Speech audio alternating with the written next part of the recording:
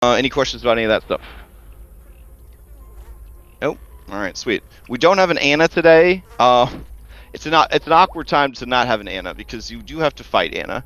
Oh, So it's I gonna be can't. real easy. I'm you here off my back on my first All turn. right. So we can't have an Anna B team. So that's a whole thing. Until the fight's over. 322 is our factspiration question for today. All right. 322 is in the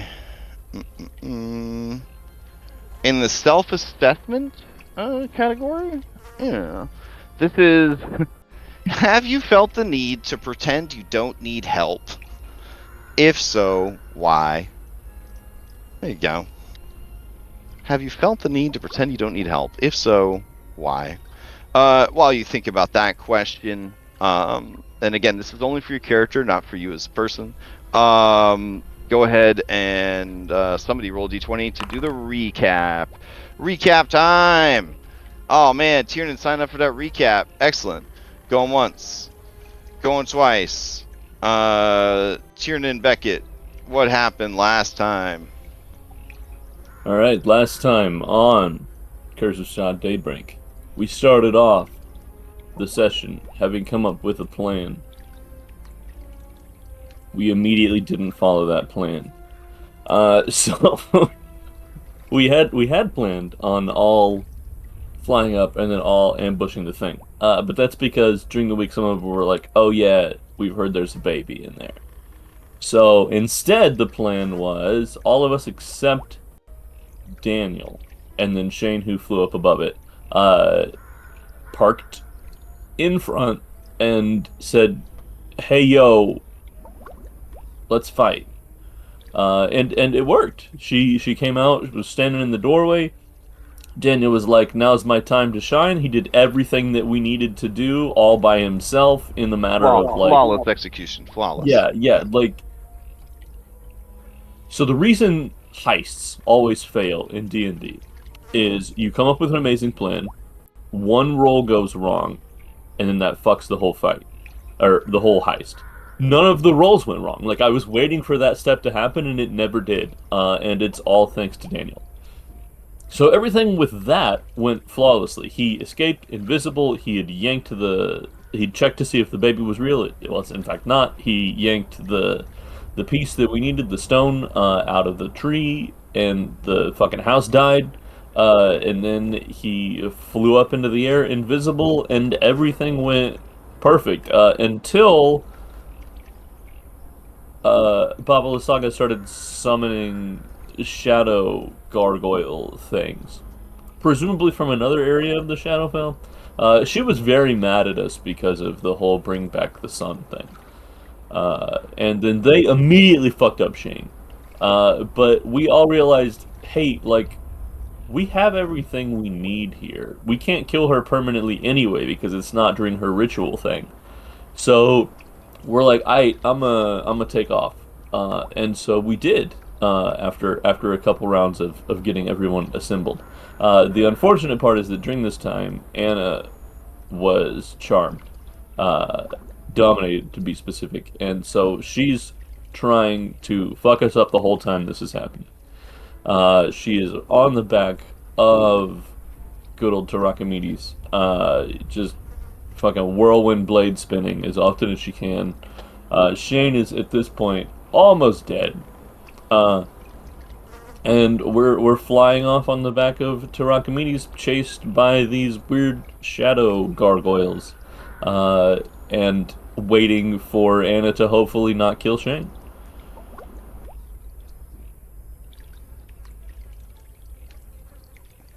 Damn, yeah, that's good stuff.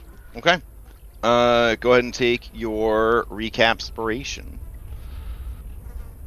Okay. Let's see. What else? Oh, the question. Would anybody like to answer this question? If so, roll a d20 into chat. You may also ask a willing PC or any NPC if you win the roll and answer the question. Plus, you get the, Bardic Inspiration die. Got a 5 for 2. Got a nat 20 from Tarakamedes the Grave Worm. Okay, going once. Going twice. Tarachamedes, the grave worm. Have you ever felt the need to pretend you don't need help? If so, why? I don't need help, Hmm. but I will look for specialists in certain fields when it requires it. Gotcha. Okay. I don't know if that really answers the question. Yep. Yeah. But I think in a way it does answer the question. I'll accept. All right. It answers but doesn't answer. You may ask the same question of any willing PC or any NPC you've met during the adventure. I mean, we're about to just say peace to her, so, Baba Lazaga. Yeah. She not always, but she frequently has to pretend that she doesn't need help because to get full meta on it, you know, she's evil and she deals with evil people all the time, and everyone wants something from you. Do you know what I'm saying? So like, if you need help and people know you need help, they'll take advantage of you. It's more important that you force them to help you, you coerce them to help you, or you beat them into a TPK and then GS them onto a quest for you, which is the popular solution for Baba Lysaga TPKs, apparently, in the community, is that no one actually dies. She kills the whole party, and then she basically like raises Puts them everybody. on life support. Yeah. She She on them and then right. Yeah. Uh, You might have noticed that the sandbox nature of this campaign can lead to many TPKs. what you don't say. So there's a lot of work in the community to figure out how do you keep playing Curse of Strahd with all these TPKs. And so, yeah, she definitely has things she needs help with that she's afraid to just ask people for help. So she waits for adventurers to stupidly come here at low level and just get completely bodied, and then she has them do the things she needs. I feel like So. that's the MO of the whole campaign. Like, Yeah. you can be at low level and find yourself, at the castle. In front of a squad of vampire spawn. In front of a fucking army of plants. In front of Baba Lazaga. I'm trying to think if there's there is a perfect path to take. You know how like in a Mega Man game you fight the bosses in the perfect order? There's like a perfect path you could take. But man, it ain't the path that instinctually comes to mind. Do you know what I'm saying? It's not the path that organically pops up during gameplay. So, anyways. Alright, great. You have answered the question. You already have your buff. Let's jump into this. I have unlocked our combat tracker because we're going to move over to a different map so that we don't have to theater of the mind as hard on this Sunday morning. Alright, you might notice that the scarecrows are still over here. The effigies. Queenly, regretful, arrogant, and disappointed. One of the Nightwings has stayed behind because Baba, wants to make sure that she stays safe. She's the most important person. And he is also going to be just Wreck-It Ralphing these guys on his turn. So he's just going to be beating the shit out of these guys. So he is not technically in the fight. You could consider him to be like a hazard or a layer action, essentially. How do you not take damage from your effigy? You move your miniature past this pink line at the bottom of the map. It's not that hard. Look at how close it is. Everyone, I don't know what elevation we were at in the Theater of the Mind. I said everyone at height 100. You are above a bog, so I'll say that if you do fall, we'll reduce that fall damage by 10. Hey, I'm feeling generous this morning.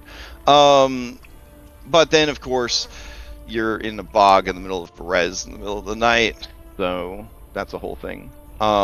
Maybe it's the middle of the night, or is it... No. It feels like the middle of the night because of Mother Night. It was actually daytime. I think it was like late afternoon. Yeah, late afternoon. Still, not a great place to be. This is a pretty tough area, so you don't want to fall, but we'll reduce it by 10 if you do fall. Is everybody okay with a height 100 to get this thing started? Yeah, I think that's about where we were when we... Okay, alright, sounds good. Daniel was marked at 150. and somebody was marked at like height 50, so I just like compromised and put everybody at 100. I think the height was representing how far off the map we were. Yeah. I also think that this sort of sums up where you guys were at, because you were in melee with that one. This one was ahead of you. Yeah. So this seems good. Okay. We did leave ourselves a note because we're really good at D&D. Let's see, what was the note? We're like so good at this game, guys. Style guide. Anna controls the initiative, entering round 5. Players too close to Baba and still affected by effigies. Currently in off-screen melee against 2 Nightwings. Not anymore. Alright, sweet. So, dang, Marcus Noble dropping some, Hell yeah. fanspo. Hell yeah, dude. Alright. Let's see. Mango fanspo. Here we go. We're back into double digits, boys. Oh, wow. Holy shit. We burned a lot during the Emperor Temple. Wow, double digits. Oh my god. Maybe I should cancel my Dark Urge run. That seems like it's going to generate too much fanspo. I don't know. Alright. Let's see. It's forever altered the economy. We always need fanspiration for every game, Crash. Isn't that how it is though? It's like when the economy gets better, people are making more money, so all the businesses are like peanut butter $7 a jar now. So, like, you guys have all this stuff, and then the bad guys pricing different fanspo actions differently. Well, I don't want to change the price of fans. I want to respect the price of fanspo. So I'm just altering the entire economic world, so that it changes the value that way. Just a slight increase from 10,000 to 11. In the past from economics. That's a bad. I may say things out loud on chat, like you might think this DC is too high, but let's be real. They've got succeeded cost, and they've got like fanspirations and faxpirations. It'll be fine. And we've got a high level rogue. Yeah. Anyways, all right. So let's see. Bard fight, combat. Let's see. Just need some music in the background. There you go. This is always a good one. All right. All right. Anna controls that initiative going into the next round. She wants to pass it to Anna. Is that all right? I'm gonna use that recapspiration to steal. What? Oh man. All right. Then yeah, you can steal. Tiernan, you're up. Perfect. First thing I'm gonna do is I'm gonna healer kit heal Shane.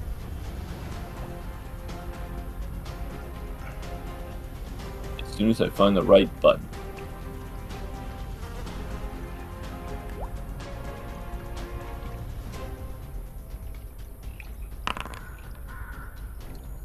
There it is. Alright, so 6 hit points plus what level are we? Plus 14. Because we have a level 0 hit die also, right? So 20 hit points to Mr. Shane Masters. Nice. Thank you, sir. That raises me to beyond bloodied.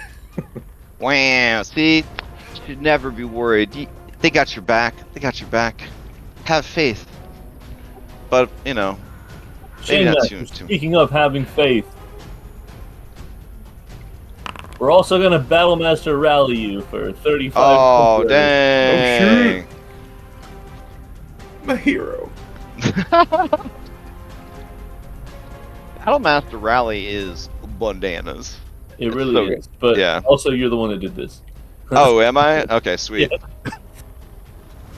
Yeah. All right. That's okay. You guys are finishing the campaign in a good era. I'm easily influenced by media. I'm playing Baldur's Gate 3 again with my kid and like on stream in a dirge run. So I'm very much in like the D&D should be fun. Throwing people off of buildings is the best feeling in the world. Like so that's the crash you're finishing the campaign with. Shit, I'm playing Jedi Survivor right now, so you're right. Throwing people off of buildings is the most way to have. Alright, that was my action and my bonus action. For my movement, I'm going to move around on Darius until all of my movement is gone, because I want to use everything, goddammit. And then I'm going to pass Darius. And by Darius, I mean Tarakmini. Nice. Because let's be honest, we're never going to see Darius again for the rest of this campaign. Yeah, mathematically, it's impossible. Wow, guys. I'm on an emotional roller coaster with you guys this morning. Alright, you passed the Tarakamides. Alright, Apache helicopter, you're up.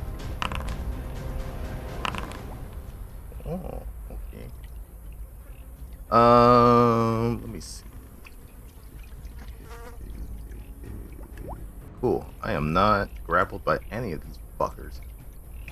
And I'm going to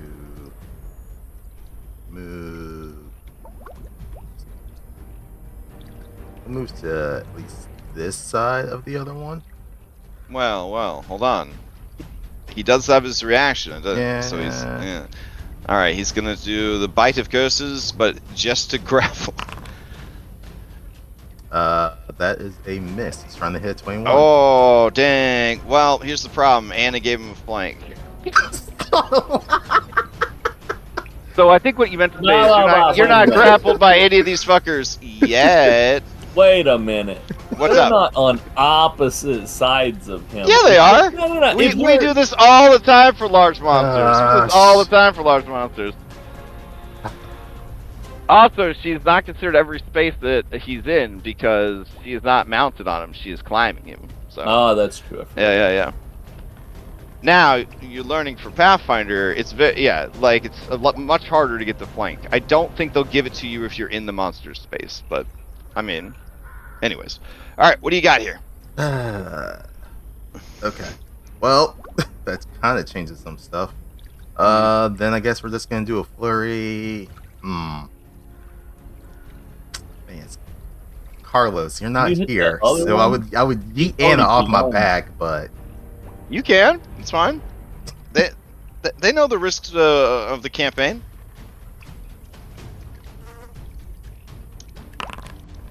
$29 to hit. Anna. No damage. I grapple her with my mouth. Okay. So you grab her in your mouth, and then. And then I move my head to the side and I drop her. Oh, I got you. You pull her off your back, and then you move her to the side. All right. Let's see. All right. Do you have a second attack or no? You're just doing you're just letting go of her, right? So you're not throwing her. Just laying over. Okay. I feel like she would be able to use her reaction to try to grab you since you're not throwing her. I'll use that. You're dropping her. An edge reaction. Yeah. It's I feel like food stuck in your mouth. Yeah. I feel like she would be able to reaction try to grab hold. Okay. The amount of built-in, everyone can do this, reactions and actions and stuff in Pathfinder, because I've been reading the core book. It's so nice. Yeah, there's a lot. All right, so reaction. She has to have a hand free, which she does. She's within 5 feet of a thing to grab onto, which is you who let go of her. All right, so acrobatics or athletics.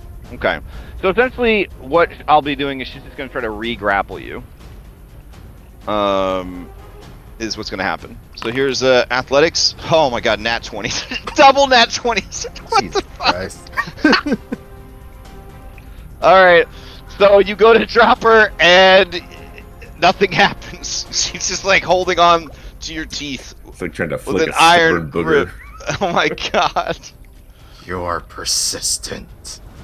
Now technically, because you are not a player character and you used your multi-attack, you can now, what is it that I'm looking for that you can do? Oh, you can finish your multi-attack because you did do a bite. And you got that whole claw bite, you know what I'm saying, baby? Yeah, she's just gonna be. I think you do. Don't you have? I do. You have I do. Okay. Hit the beyond bloodied one. Well, that one. Now, I mean, if you were to shove her, she doesn't have a reaction, and she doesn't have, and she'd be 5 feet away from anything to grab onto. That's the right way to get somebody off your back, is a shove action. Would I be able to use my bite as a shove? Or actually, no, I'll do it as a claw. Yeah, I was gonna say you could sub any. Yeah, you could sub that for any attack. Oh, except the 16 ain't gonna do it. All right, try again. 25. 25 will do it. Yep. So. All right. I use my claw. You knock her out of my teeth. You knock her back. She has no reaction, and just wah! She will fall immediately. Disney falls into the mist. to the ground. Oh no! Now remember, alright. it takes less damage from the fall because it's a bug. That's true. That's true. So I'm gonna take 9d6. Well, didn't you get that cloak of feather fall a little while ago? Ooh. Let's see. Let's check her I inventory. think she did, yeah. Cloak of feather falling. So she takes no damage and gently falls 60 feet per round. So she's at a height of 40. She stares up at you, her blue eyes glowing with hatred. But Think also, about what you've done. She's telling you you're number one with both hands. Alright. Anything else to track immediately? Alright, so that was bite, claw. I'm just going to go after the one that's behind me, that's hasted, and use the tail. Okay. 23 the hit. Let's see. Yeah, 23 definitely hits. Alright, 20 damage, and he is pushed 30 feet. Alright. He's also That concentrating will- on a spell, too. Yes. So, concentrate check. He makes it. Damn. He's knocked back 30 feet, which breaks the grapple. And then I will use my flight speed of 80 to, since I'm no longer being grappled, to fly this way. But there is this other one, unless he wants to use his shit. Oh yeah, he'll definitely try to grapple you. Alright, here we go. It's gonna miss. Alright, cool. Then we're over here. Alright, so both of them have no reaction. Anna has no reaction. Alright. And everyone who was on your back, I will move you guys. Don't worry about moving, otherwise you might fly off the screen. Okay, who do you want to pass to? Correct me. I assume the one that just got hit's probably gonna steal, but I will yeah, pass it sounds to good. Daniel. He steals. Going once. Going twice. Alright. Also, Anna is outside her teleport range, if I'm not mistaken, so she can't get back on to me. We'll Now, she's gonna see. do that upward thrust that carries her like 20 feet in the air, and then Yeah, one teleport move, then immediately a second teleport move. You know, like Smash Bros. Pikachu. She hit the double jump button. Beautiful, beautiful. Alright, so Strong Nightwing is up. You guys are getting away. And you're so fast. Alright, but these guys have 120-foot flight speed. What? Oh, they're hastened. That's Oh, why. yeah, that one that's hastened has double. Alright. So, yeah. Whee!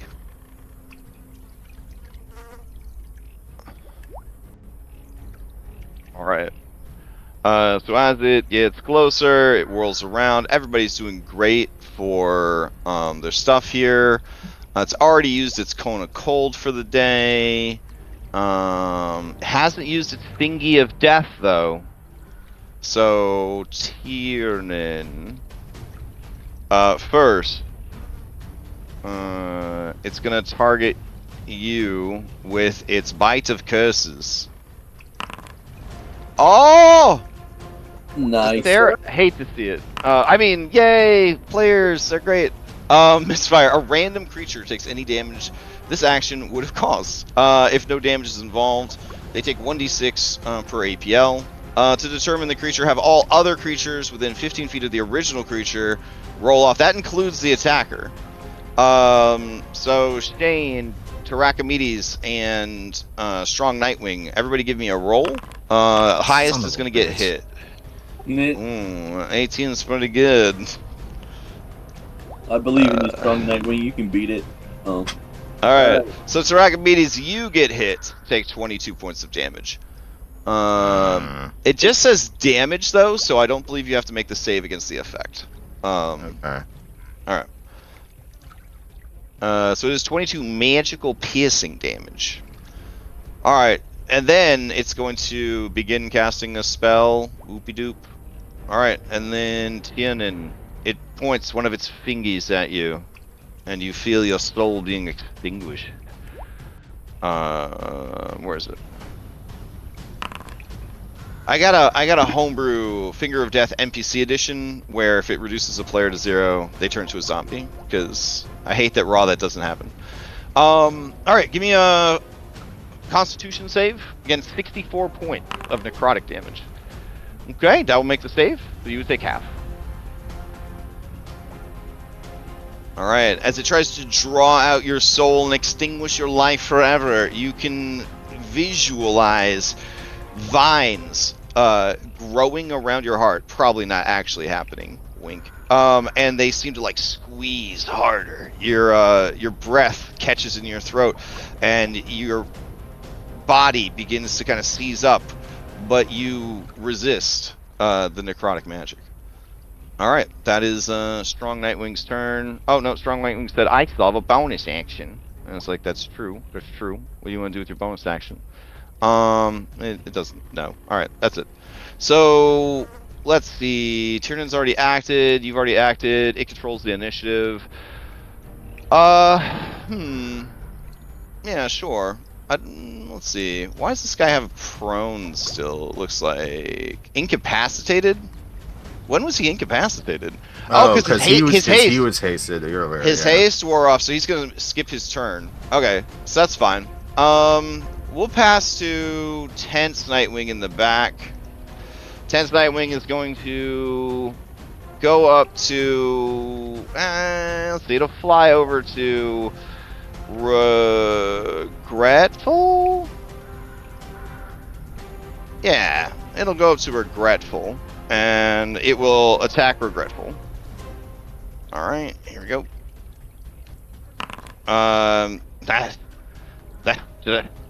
Did I hit with a 1? I'm not really understanding what I'm seeing here.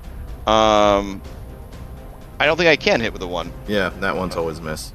Yeah, I wonder why it lit it up as being okay. Okay. So it misses Regretful, but it then gets an interrupt token. Okay. Alright. And then play passes to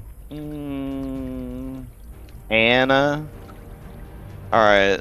So Anna falls 60 feet per round, so she's still gently floating to the ground there.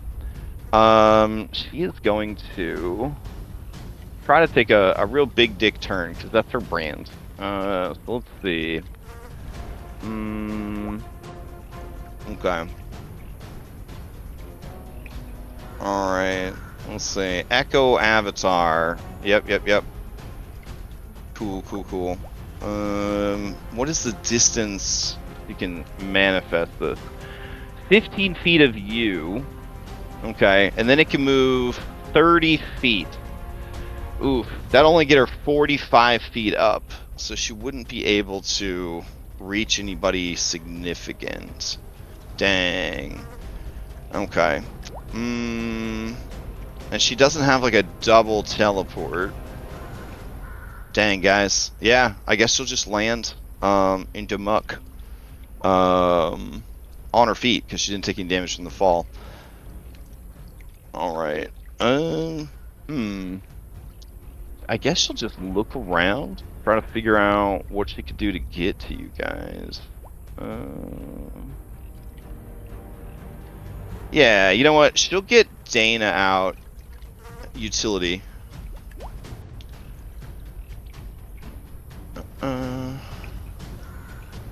And then she will move to the higher ground over here. And then she's gonna ready an action for something. Alright. She will pass to Daniel. Alright, Daniel is going to fly over, and he's going to at that guy toss 2 psychic attacks. That's 15 for nothing. Ooh, 11 for nothing.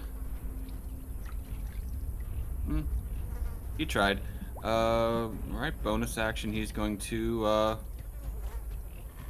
dash off screen and hope these guys catch up. Okay. Alright, and he'll pass to Shane. All right, play passes to Shane. Shane will spend another hit die to re-up Boon of the Wraith because I never know what's going to happen, and that's my free action. My action will be to dodge, and because I just got to survive. And let's spend this hit die.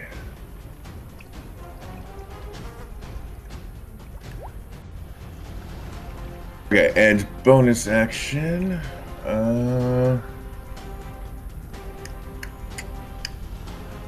Let's see. I think I don't think I'm gonna use a bonus action. So, oh, I can. What can I do with a bonus action? I'll bolster Tiernan.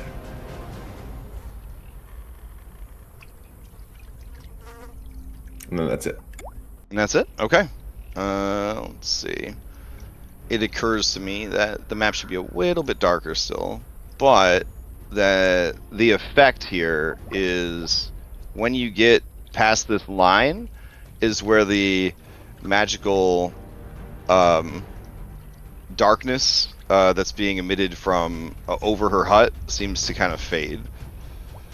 And you do see, like, cinematically, like, the tips of this creature's, like, wings or whatever, where they kind of pass into the light. They kind of sizzle and, like, smolder and things like that.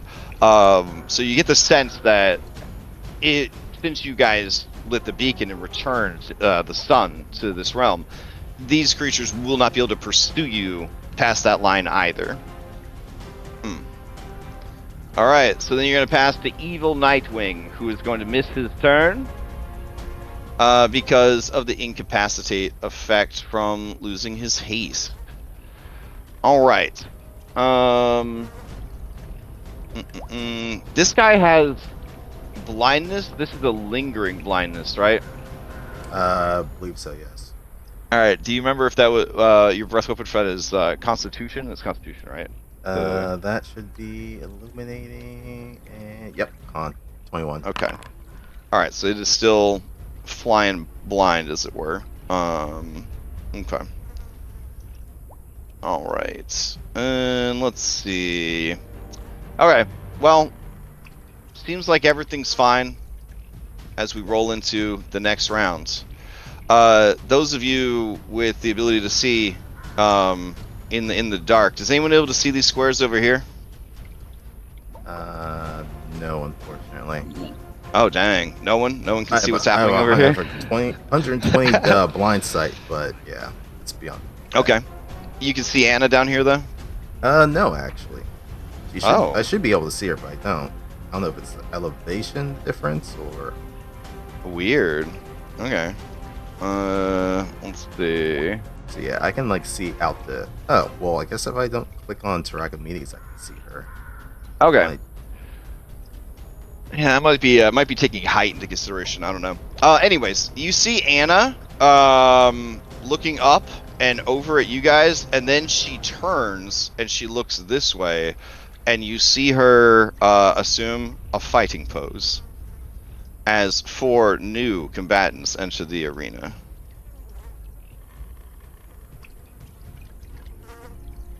Alright.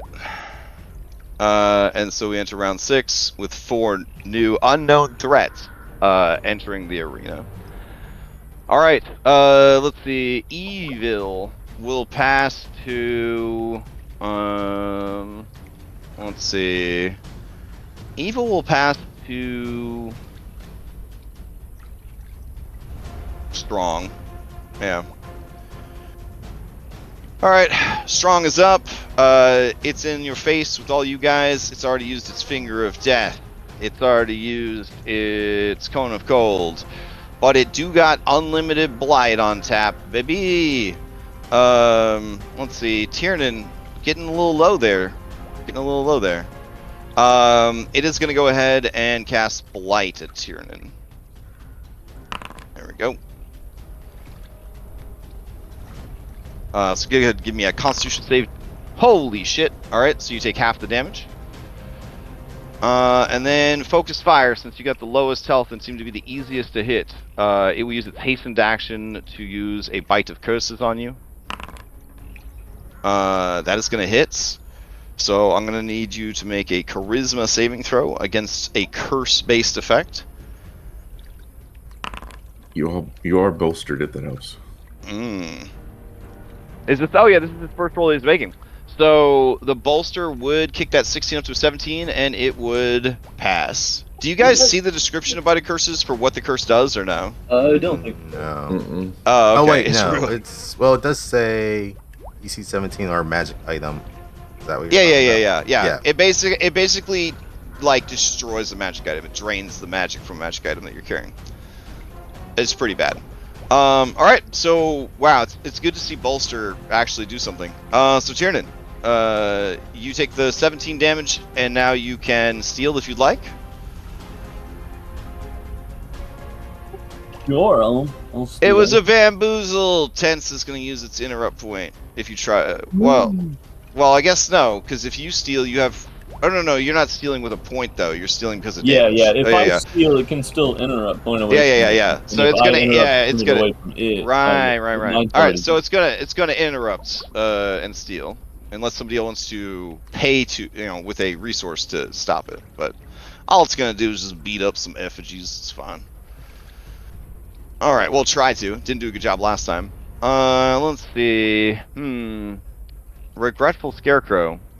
It's just sitting there looking kind of like sad, staring off into the rain. And then Tense missed it completely because it did one of those like, kind of like overly animated sighs, and then like the bite like just missed the creature.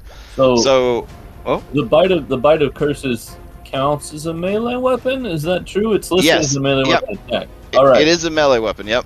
Do you have something for that? Yeah, my Mage Hunter half plate. Go ahead and roll a d20. If it's lower than 10, the magic on its jaws fades for an hour. Oh shit. Okay. Damn. All right. Let's see. So now, it's going to Finger of Death the effigy. Yeah, that seems like a bit overkill, but that's okay. All right. 59 damage. Don't worry, it's gonna make that shave. Nope, it does not. Shane, you suddenly feel yourself take 59 points of true damage. I thought I was disappointed. Am I regretful? Because mine Yeah, wasn't damaged. You're regretful. It's not damage. I'm regretful. Okay. Yeah. Arrogant is Me. Correct yeah, me. and then Oh. disappointed is Daniel. Oh, okay. Okay, Yeah. I couldn't remember which one I was. Yeah. 59. Okay, he is still up, thankfully. Hell yeah. Okay. You took damage. Would you like to steal? Oh, is this... So, I am technically resistant to necrotic damage. Is that? Oh, this is true damage, you said. This is Yeah. true Okay, damage. Yep. got it. The effigy took necrotic, but you take true damage equal to whatever damage the effigy Oh, I will takes. have to take that twice because of when I hit the button. So, 1 second. Oh. There we go. All right. Would you like to steal? Yeah, I will. Okay. And- Shane Masters, you're up. I will use up one of my points. What is this? Oh, here. I'll make these guys visible. Were you able to see them from where you guys are at? There's I like can take a 4. look. I can't tell what they are, but I can see them. Like Oh, I see okay. tokens, but I don't know. Yeah, what essentially, large reptilian humanoids have risen from the bog. they are. Oh, nice. Yeah. I will use Bite the Bullet to get more temporary hit points. So another wrist die bites the dust. And I roll 1d10 plus con mod is 2.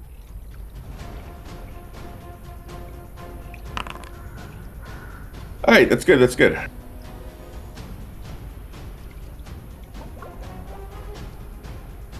Alright, so that was bonus. Action will be to re-up dodge and no movement. That's it for me. I will pass to Trochmedes.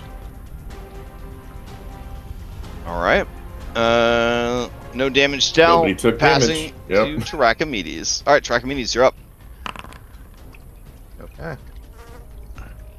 Archimedes is going to pivot to the other side of this creature. 5e shuffling. Okay. Yeah, with a little bit of his movement, and then he's going to turn his face around, and he's going to Nyx Breath this motherfucker. Okay. And that is also going to be... That's a 90-foot line. What? He's out of it. Damn. Oh, well. Is it really? Yeah, it looks like he is... Damn. Okay. Is it from the edge of my token, or starting inside my token? Well, I mean, you have a template tool. So let's see. You're right. He's 100 feet. Yeah, it's not gonna reach. Yeah. Yeah. All right. Damn. Okay. All right. Well, this one, I needed to make a dex save. Okay. All right. Dex save coming up. It fails. 58 points of radiant damage. Let's see. All right. Okay. The creature takes a big chunk of damage, but it's also permanently blinded. Also, I need the con save for that haste. All right. Let's see. Blind. There we go. It should have prompted me for a con save. It passes.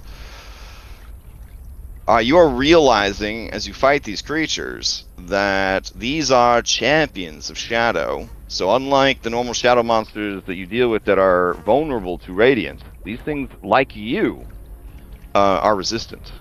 Wow, son of a bitch. Alright, well, in any case, that was only part of my movement. I used the rest of it to continue flying. And he's blinded, so he can't take a reaction. Cry. Alright. You guys fly off. You feel the pull of the effigies wane. And I guess you just leave Anna behind? She's fast. Dang. Alright. Who do you pass to? I'll pass it to... Has Tiernan gone this turn? Nope. Okay, I'll pass it to Tiernan. Alright, Tiernan, you're up.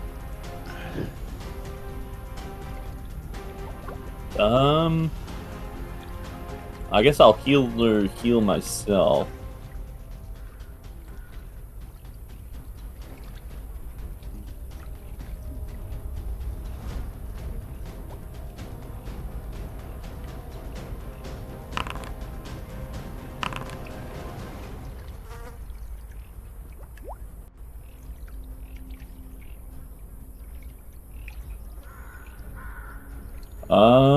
I don't think I really have much else to do. I'll second wind as a bonus action. Okay.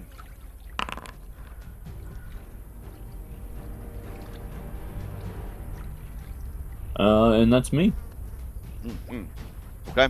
Now who do you pass to? You got Daniel or Anna? I'll pass to Daniel. Okay, Daniel.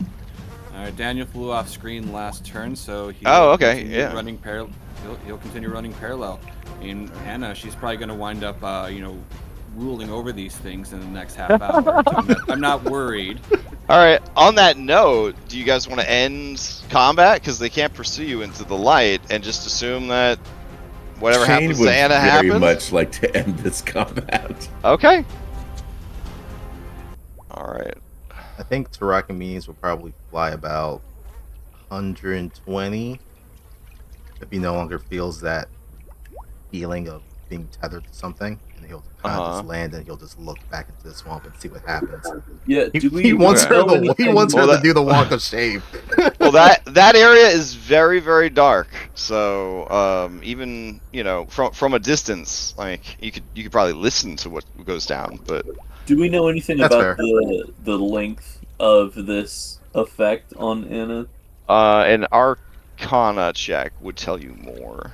Oh, I think I did that last session. It was Dominate Monster, right? Yes. It is 1 hour. Oh, it's an hour. I thought it was a minute. Yeah. No, man. Unbalanced magic system. Fair enough. Yeah. Well, All right. He'll land, so and he'll just listen into the swamp and see if she comes Okay. out eventually. He wants her to do the walk of shame. Oh. Yeah, my Okay. dominate person's only 1 minute. Yeah, so I Ah. feel like with Anna, if she was using all of her abilities to run, she could get there. But Mhm. it's Anna, so I don't think she will. Yeah, her perception's really bad. Well, also, like, I don't think, like, character-wise, I don't think she has it in her to run. Oh no, she Like, does. even if Oh, she's run. She has run many times. She prioritized survival over everything. Now the problem here is that there's a telepathic link as long as she and Baba are on the same plane of existence. So, shrug. All right, that's cool. Well, let me grab some music here. just play Keep Away with Anna for an hour.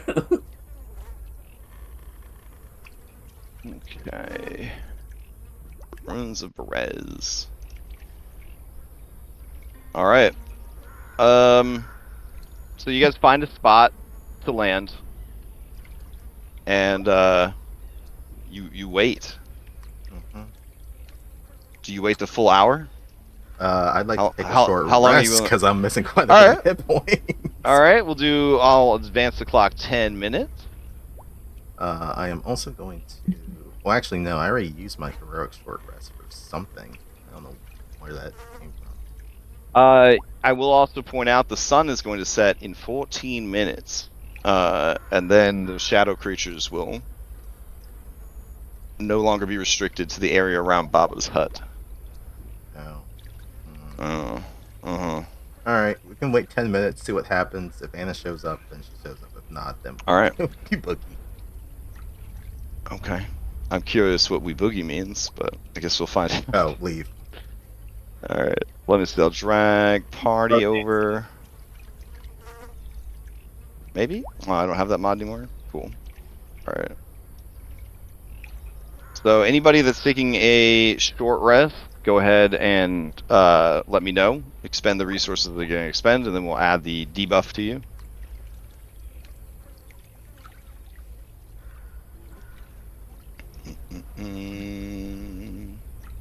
This looks like your second short rest, Archimedes. Yeah, that's what I was saying. It looks like it's gonna have to be the hour short rest, so I'll start it and then see what What? happens. You guys get they're all 10 minutes. At Oh, your really? level. I thought it was just one. Yeah. Well, no, we haven't gotten to the ones where we can take them in, like, immediate or whatever. But yeah, I'm pretty sure both of ours are at this point heroic. Let me double check. Oh. I nerfed heroic rest. There you go. Starting at party level 1, once per day, the ability character is going to have a short rest of only 10 minutes of time rather than 1 full hour. And then at level 11, both short rests can be accomplished with only 10 minutes of rest rather than 1 hour. So yeah, so there isn't one that's only like, a minute or 10 seconds or whatever. But yeah, at your guys' level, all your short rests are 10 minutes. Okay, cool. I didn't realize that. Thanks. Yeah. So then, short rest. On a long rest, we get half our hit die back. Is that right? In this campaign, I believe so, yes. Let's see. Hit dice journal. Nope. Healing. There we go. Healing surges. At level 9 or higher for a super heroic field, you can let a character use the healing surge as a bonus action rather than an action. Oh, yeah. I see you guys are at the super heroic level here. This optional rule allows characters to heal up in the thick of combat. The character uses the healing surge under this optional rule with a short rest. Yeah, with a short rest, the character regains hit dice equal to his or her level divided by 4. So because of the healing surge rule, you get back hit dice equal to your level divided by 4 when you take a short rest.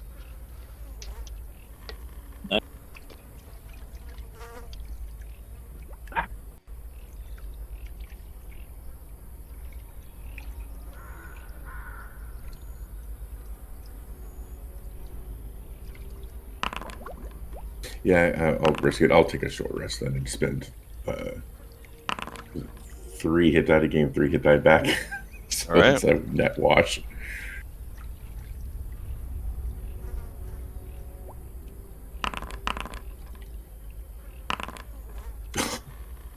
Thanks. Did I really roll 3 nat ones? Hate to That's see our it. boy. No, you usually roll pretty good. You usually roll pretty good. 3 nat ones on Yeah, what the That- f? that's rough, That's, homie. that's specifically Shane and health related in the past couple episodes. With karmic dice turned on, my kid rolled 5 nat ones in a row in BG3 yesterday. I don't think you're allowed to do that with karmic dice, so I'm not sure how that even happened. Talent. Shane can't take another hit. Oh man. When we finally finish the campaign and we do like the hangout where the two groups can like talk about how things went or whatever, I think you and the gunslinger from Nightfall are gonna have a lot of common experience to talk about. You are not as down bad as he was though. He had some real bad runs of luck. I've had some epic moments of cool stuff, like scaring off a whole pack of like dire absolutely. Yeah. wolves, but shooting harmless chandeliers. I mean, I feel like Shane Masters is a cool character. I'm a big fan of Shane Masters. Yeah, poor guy. He makes some bad decisions. That's true. Don't He know. definitely fulfills like the everyman from the '80s vibe that I think you were going for. Like he do definitely come across as the everyday man who's just trying his best. And like, yeah, you gotta make some mistakes. I mean, who wouldn't sell their soul to a super hot succubus to, save their lives? Like that's just normal. That's just normal behavior. All right. So during your 10-minute rest, everybody's catching your breath. Everybody's listening and waiting for Anna. You do occasionally hear the sound of like what sounds like crocodile hissing and roaring off in the distance. This is definitely not the right temperature for crocodiles. But you don't hear or see Anna of Barovia. Now, do I hear any swearing over the network? Because that's got a mile range. Ooh. Let's see. She would be connected to you still. You're right. So let me see. She would say, Daniel, thank you for not hurting her. She is our ally, and I don't want any harm to come to her. She's asked me to stay with her. I'm going to keep her safe.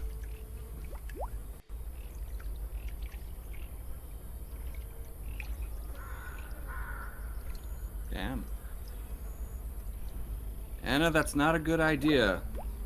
Should come back. I mean, when you get your head on straight. Well, when you do get your head on straight, you know where to find us. Right? I hope. Yeah, she always turns out.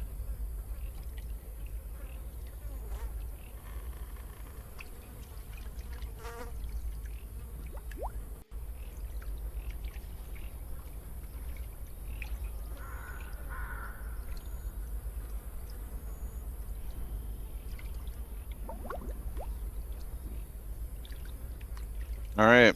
As you guys are resting, off in the distance in a different direction, you hear a loud honking sound. It's the goose of death. It sounds like if a goose and a donkey were fucking each other to death. Hauling ass?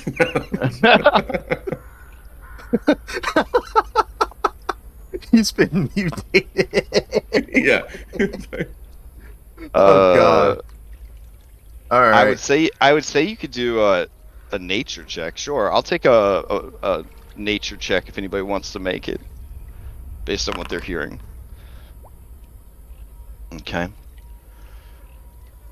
Oh hell, why not? I've been rolling great.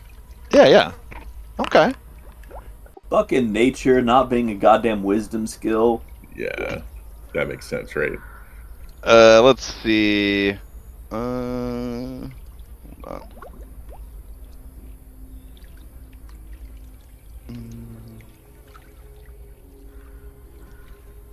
I'm checking something.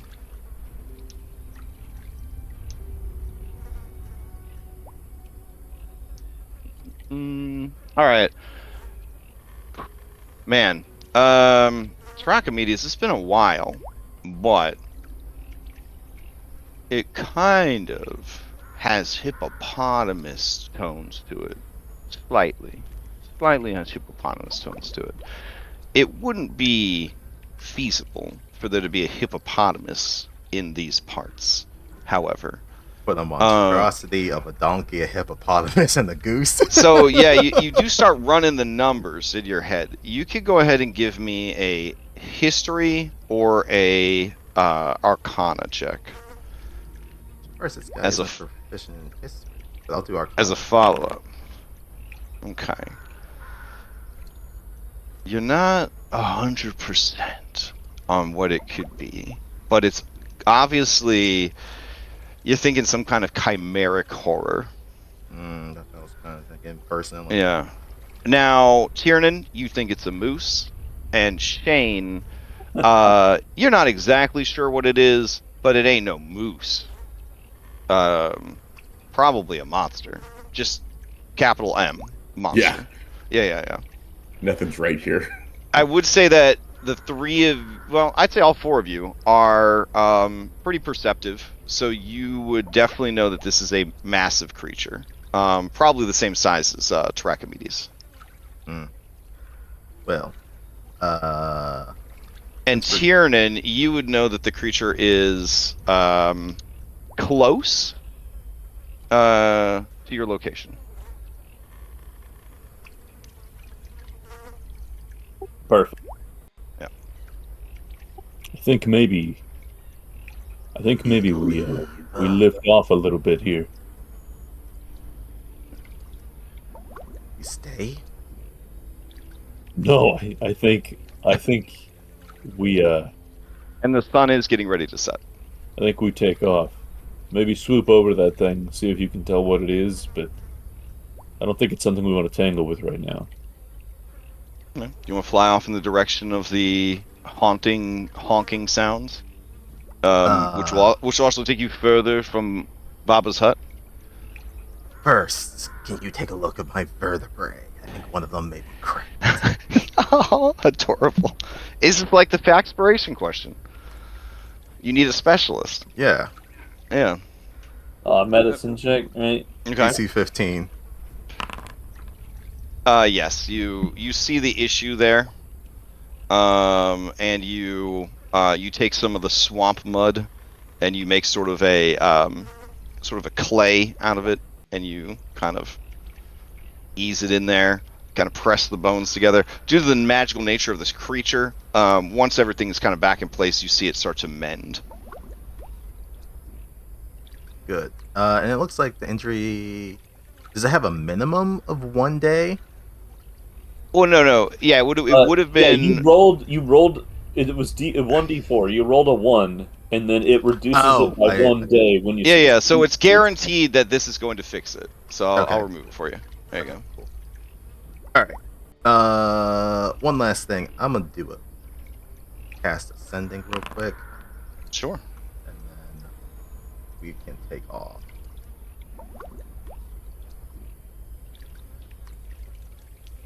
It's just a Babala saga. He only uses 2 words. He just says "fuck you." You send a short message to a creature you familiar. The creature hears the I put message in in its mind, Discord. recognizes you. All right. If he gets silenced, that's fine too. Okay. Oh, you send it in Discord. Okay. Yeah.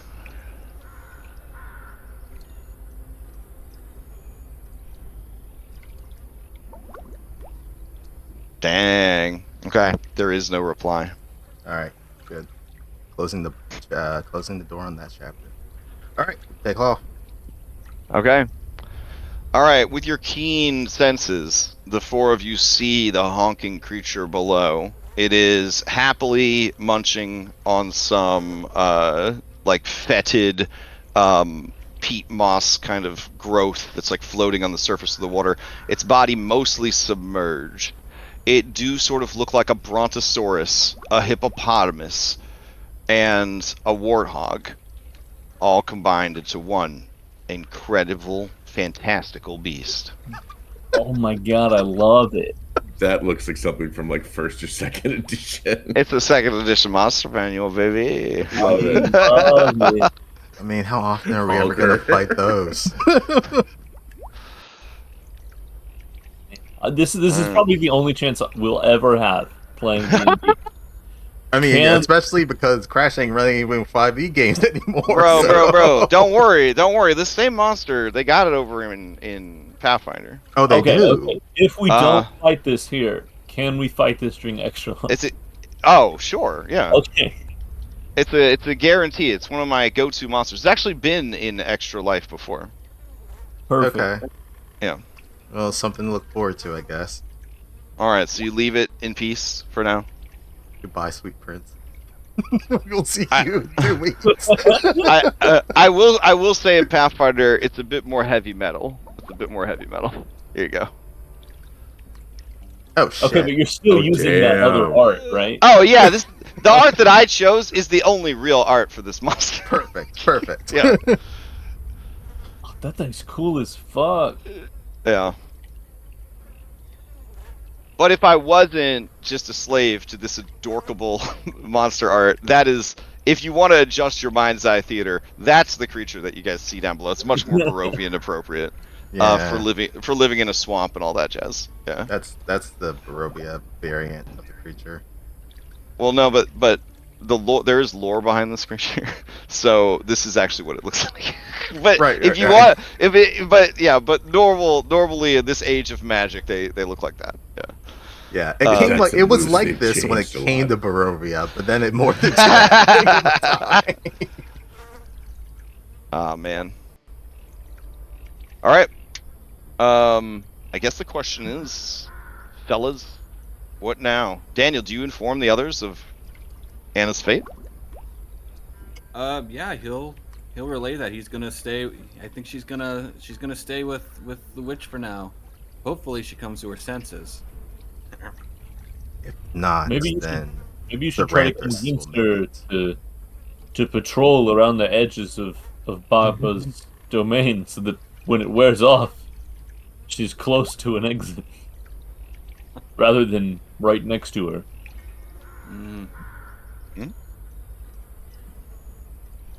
I might have better luck teaching her or convincing her to tap dance.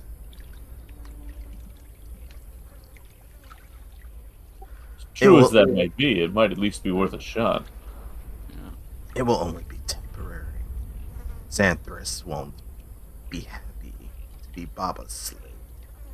But yeah, I mean, Daniel will take that advice, and just as the hour fades, or as our time here fades, he will suggest to Anna, it's like, she might be a powerful ally, but you should still be on your guard. She just keep your distance, be safe. We still love you. Emphasizing that last. Oh yeah, part. for sure. Yeah, keep your distance. We love you. Meaty says hi.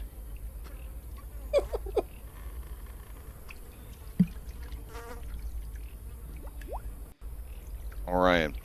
Because I don't want to assume too much player agency and what could be a very damning situation, we're gonna leave off with Anna communications and say that something doesn't sever the line, but she does not reply.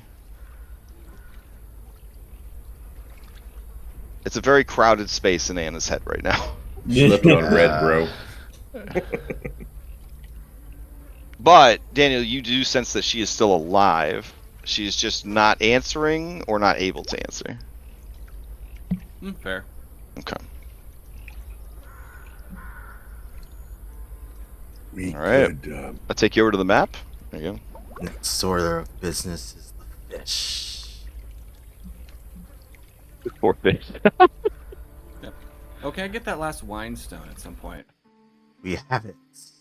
Yeah, it's on your. Oh, you need it in your inventory? I got you. Yeah. All right. I thought I dragged it over there. Let me see. I guess got not. the? I've got the summer. Who's got the winter? Does Daniel have the winter? Yeah, Daniel's got 2 of them. Watch your back.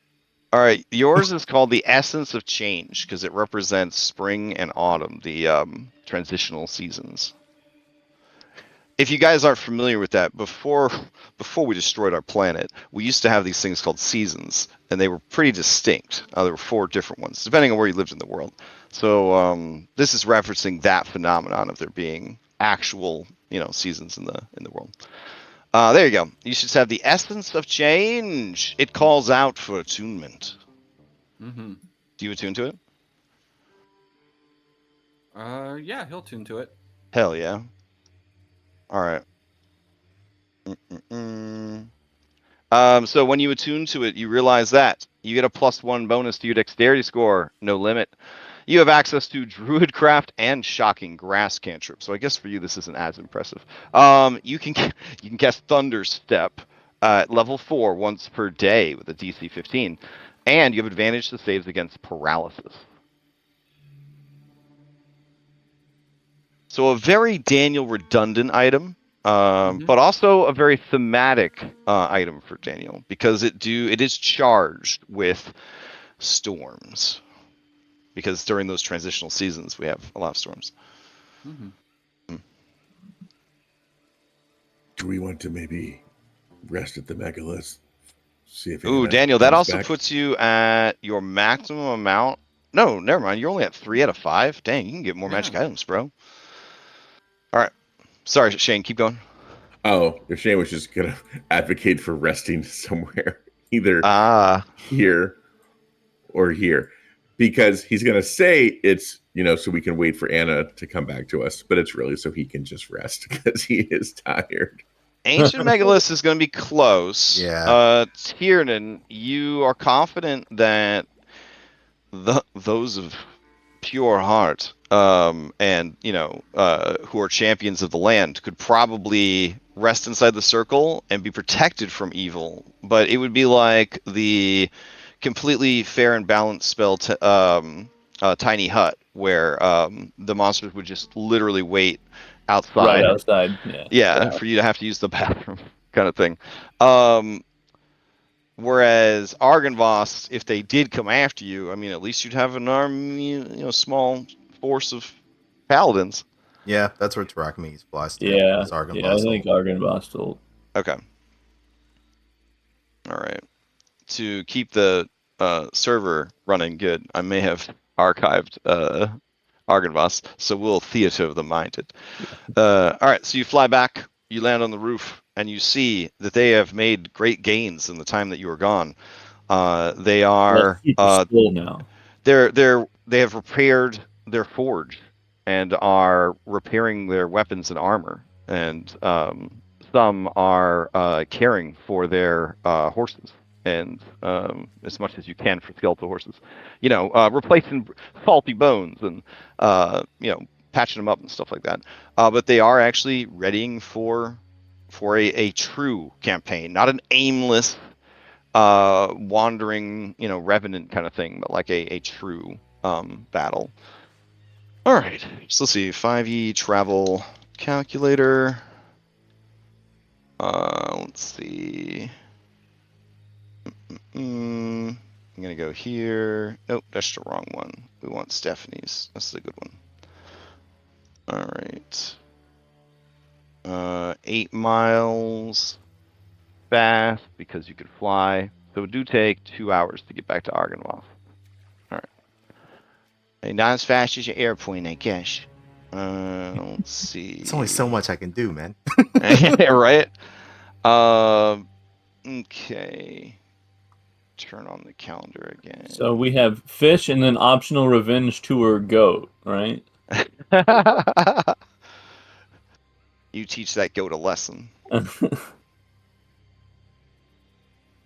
You're the only group that encountered the goat, by the way, and you got it twice. That's nuts. Okay. So you guys arrive after dark. They are preparing for battle, but you guys want to do a long rest? Is that what's happening? Yeah, Shane does. Okay. Sure. We have 1 vote for long rest. Yeah, I'll take it. 2 votes for long rest. 3 votes. Okay, so we're long resting. All right. It is a sanctuary for all of you. So So you all gain the benefits of long rest. You can clear your short rest debuffs off your community effects, and do all the things that you do with the long rest, which in this system I think is just click the little hourglass bed button or whatever. Shane lets out a collective. Mm-mm. Gonna burn this last spell slot for this one. I'll switch to Then the long rest. Argon Vostholt music. And is what's his name? Not Godfrey, but the one with the really badass looking helmet. Is he around? Mr. I've been suffering for millennia, and I was really pissed off, but now I feel better. And they were roommates. Oh Yeah, the other roommate. Yeah, yeah. Like the Ernie to the Bert. Yeah. Vladimir Horngard. Yes. Yeah. Yeah. Shane would like to seek him out. Okay, you seek him out. He still looks just as grumpy, but you realize he just has resting grumpy old man face.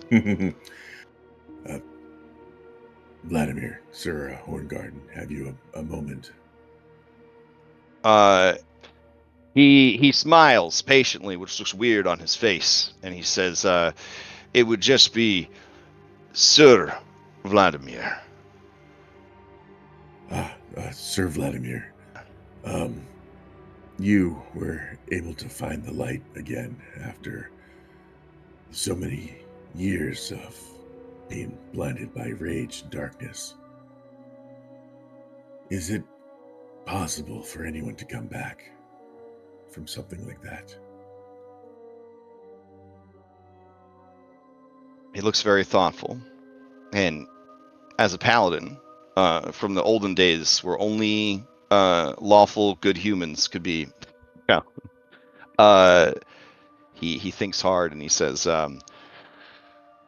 "Any man who feels honest and true repentance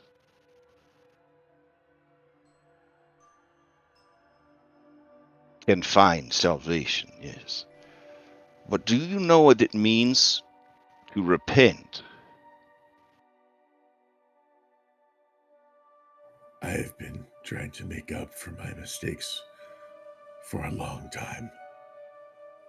And I have perhaps made the worst one. And have given away my most precious being, a part of myself. Mhm. And I don't know if I can get that back. I feel the corruption still inside me, clawing at me to come to the surface. And it takes every last bit of my strength to keep it tamped down. I want to be back in the light, but I don't know how.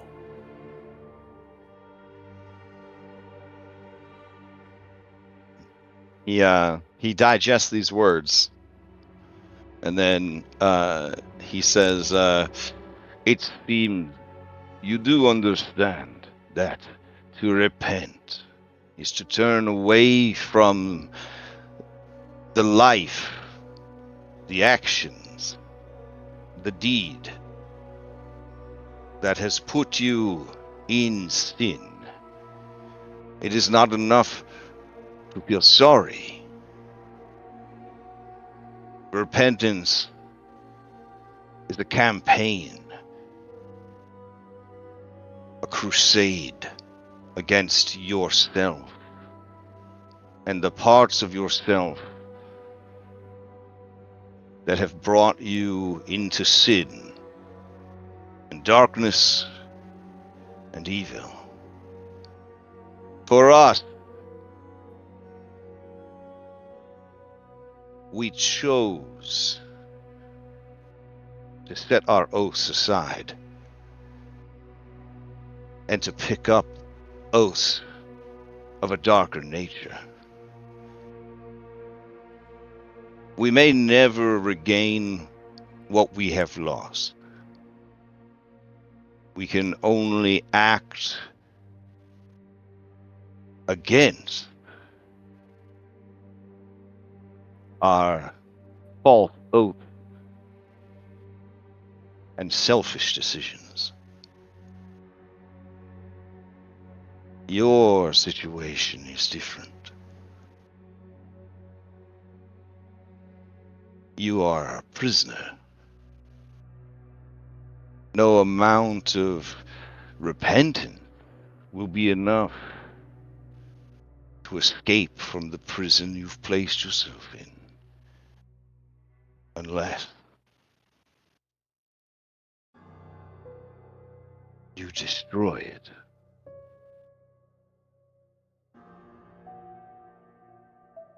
There is a way.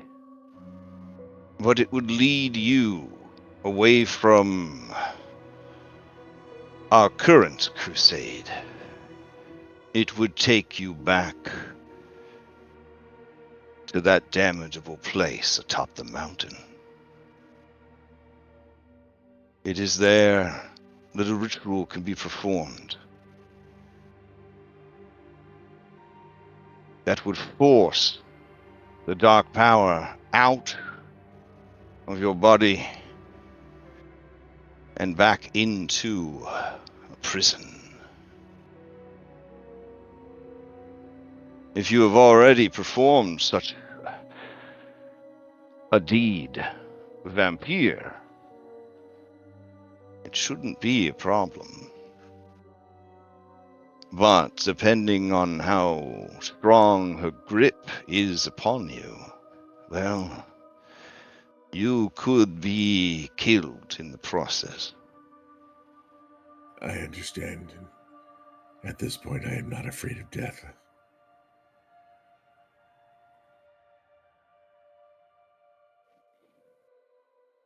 I will not make your decision for you. Only tell you this. Centuries of hatred is not something that we have been able to set aside. Our instincts are still selfish and cruel. We have been given a chance to die in defiance of those hateful instincts we developed. For us, a good death in defiance of our own darkness is likely the best we can hope for. Then, Sir Vladimir, I share that with you. A chance at a hope. That is enough for me for now. And do you think that the great Argynvost would accept the oath of a fallen man?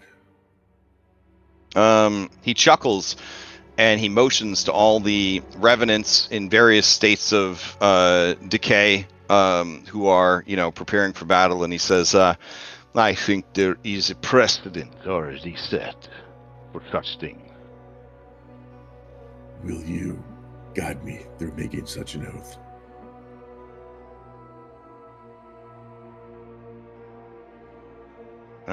He's quiet and he looks at you and he says, in this land of darkness, I do not know how much weight such an oath would carry. Perhaps only the value that you place in it. But it has been long since any swore an oath to our order. And corrupted or not, I can look in your eyes and see the regret and the desire for repentance So, yes. Yes.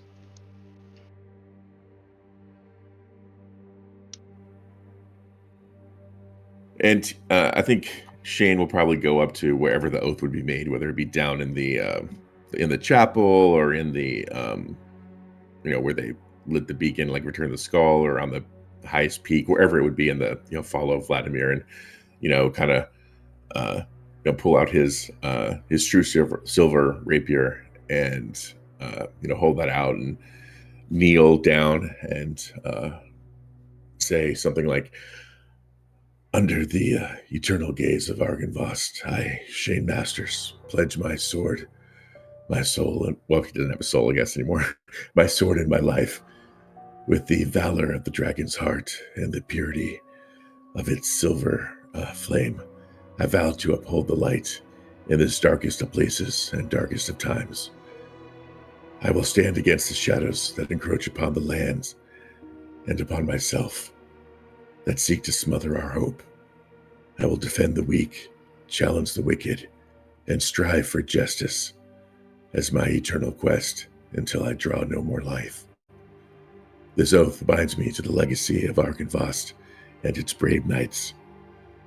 May my actions and deeds and words honor all the brave men and women before me, and may my resolve bring forth the dawn that was promised.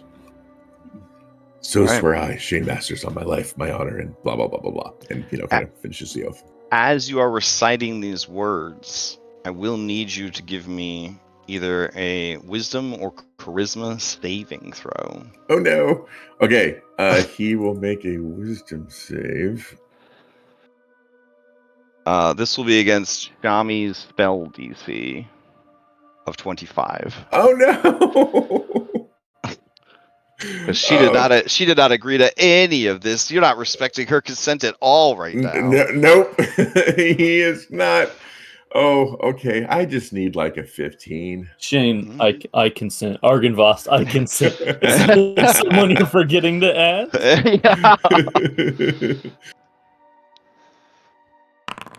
Oh, nice. He makes it. Except it was a All Disney right. game. No, just kidding.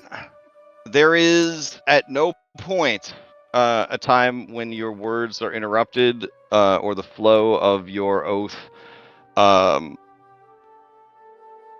like corrupted or changed. You say the words and you feel both a burning disapproval in part of your heart and mind, but then you feel that a small victory was won. Yeah, he may not have his soul. But beyond that, you don't feel mechanically any different, but you do feel that you have won a small victory. Yeah, this is the start of probably a very long journey that will have to continue after the campaign if he lives. So. Okay. Thank you for that. Yeah, Vladimir says, the words are spoken.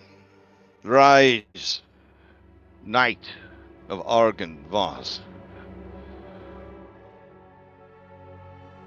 And Shane does so and probably has, the glistening eyes as they kind of well up, and kind of gives a very, kind of a stoic nod to Vladimir. Oh yeah, and it's more than just Vladimir. A ton of the revenants have sort of halted their activities to watch this in the destroyed chapel. This scene kind of play out, and so you just see just rows and rows of these undead knights just staring stoically at you. Yeah, and he'll do it's like when you got your clasp. it's like when you got your first communion, Shane. Remember when you got your first communion? Yeah. Yeah, Shane forearm clasps Vladimir and says, "Until death and beyond, if that is what is called for." He chuckles again and he motions to everyone assembled and says, "Sometimes it is just so."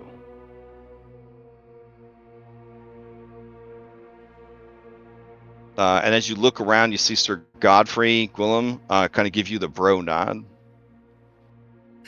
Yeah, he feels back as he knows, like he was able to get the blessing from Godfrey, but not the. He knows he did not get the beacon's blessing, so he knows he still has a long way to go. Yep.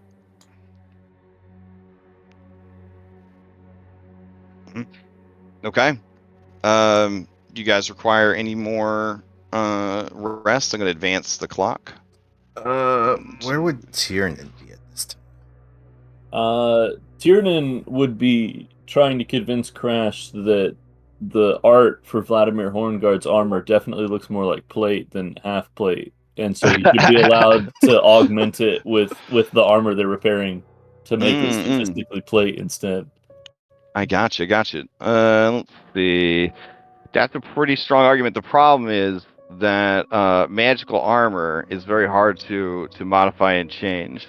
But if you just want regular non-magical plate, you could definitely have some whipped up. You don't understand that below the picture frame, he's just got like He-Man underpants on. That's why it's half plate. Because these paladins were big into roommates, and they were big into gender equality. So like the plate mill bikini was not lost on this order. So all right, so I salvaged the lower half of somebody else's armor, and now I just have to roll a d10 every time I get hit by magic. Now, see how it works. How it works raw is if you're wearing 2 sets of armor, which you can't technically do, the better armor will always supersede the other armor. But the attuned magic armor would always override the mundane armor. So you're in like a weird spot here, bro. It's just a couple of AC points. AC don't matter in high level D&D. I don't know why. I mean, everything's rolling like plus 11, plus 12, plus 15. Yeah. Now, if you were like bringing a shield spell to the party and Shield of Faith, and like you were speccing for AC and you were like getting into the 30s, yeah, okay, that's pretty good. All right. Yeah, Tarakames looks for Tiernan. Okay. You find Tiernan arguing with the very unskilled. Well, I guess he's not unskilled. He's actually pretty talented. With the blacksmith, who you guys helped by delivering his ring or whatever.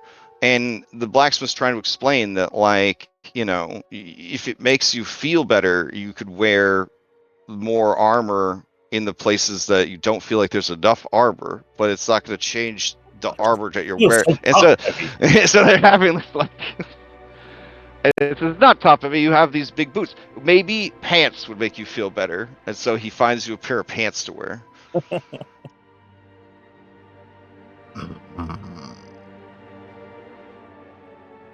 So now you're just like a JRPG where like the male and the female both have the same armor, winky face, but the man remembered to wear clothes underneath his, and the woman didn't. So you just yeah. I love that's how they do it. They're like, well, no, they both have the same armor. It's like, okay, I kind of see what you're saying. They both do technically have the same armor. It's just one of them is wearing some clothes underneath the armor, and one of them has chosen not to.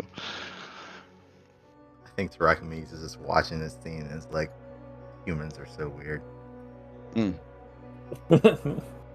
All right. Eventually, Tiernan realizes he's not going to win this one, and he, I guess, puts his pants on.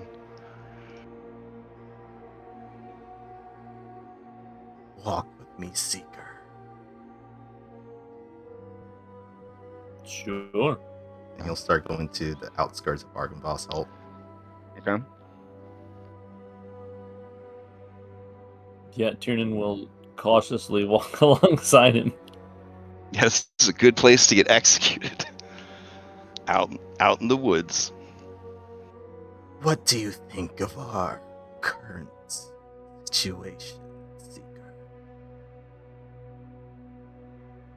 I'm concerned for Anna, but I think she was the only one of you that didn't plan on leaving after we've accomplished what we're setting out to do. and I don't think that really works with my vision of Barovia's future. But she was also the one that gains the most from your death, does she not? And you feel She's also the concerned one for that- her? She's also the one that has cared the most about me in the past. In the past, yes. But what about recently? Many of your allies have done things to you. You were blasted by the storm. Your mind was intruded by the I believe I was caught in a breath weapon once as well. Did I hit you with the breath weapon? Yeah, when we were fighting the thing at the gate house. I believe it was. Don't worry, he can take it. Oh. And you were right, I could, but Fair enough. How do you think things will end when this is all completed? I don't think Shane's very happy with the choice that he made. I think he might attempt to escape from it, but I think that you and Daniel will leave. I think Anna and I will be forced to fight each other. And if I survive that, I intend to help Shane.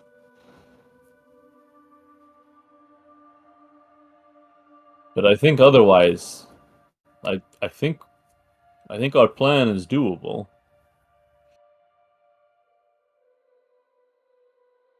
Hmm.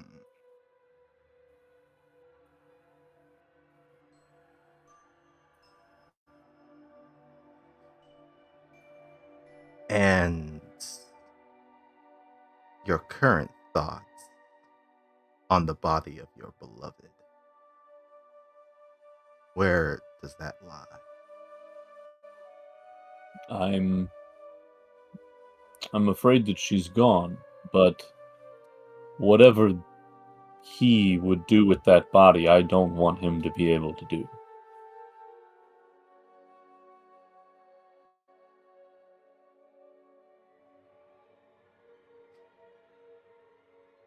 I see.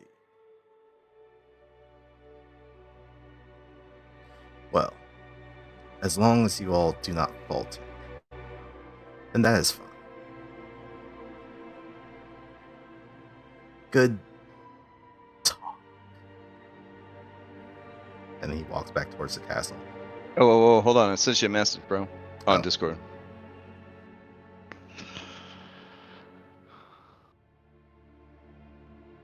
Oh.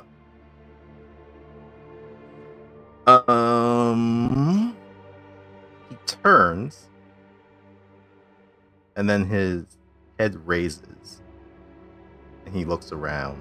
Oh yeah, Tiernan, you hear her even before Tarachamedes does. Something, or someone else is in these woods, and you realize, perhaps a bit too late, may have been listening to your conversation. They step out of the shadows, and you see the tall, beautiful form of Ludmilla Vilicivic, excuse me. And she looks at the two of you and says, well, both of you went up to the top of the mountain and got yourselves a little bit of a makeover. Mine went a little deeper than that. Apparently.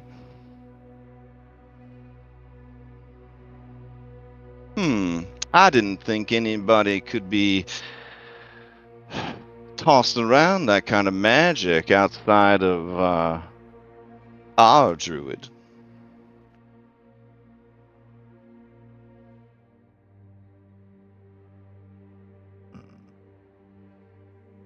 Seems you were mistaken. What are you doing here? I was invited. That's kind of the thing, right? And she flashes her fangs at you. She was, yes. Have you given thought to what I have asked?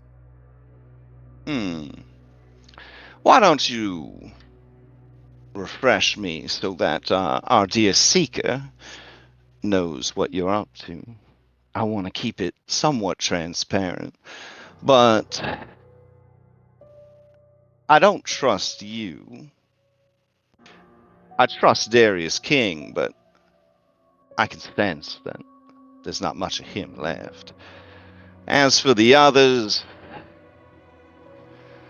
they're all just a bit too childish for grown-up talk and discussion. You would be correct. Daniel and Anna of Barovia would seek your death immediately if given the chance. I don't know Thane if is Daniel would. Maybe if he thought you guys would think he was cool. He values the opinions of others a bit too highly. It's a dangerous quality. He is an unpredictable one, that is for sure. In any case, and he looks down at Tiernan.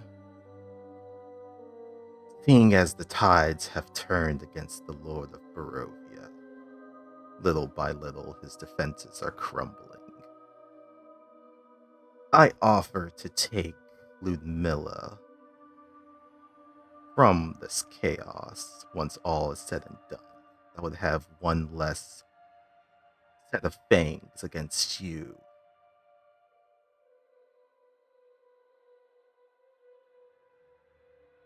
Now, here's how I'm... And Oh, others who would be willing to join you, of course.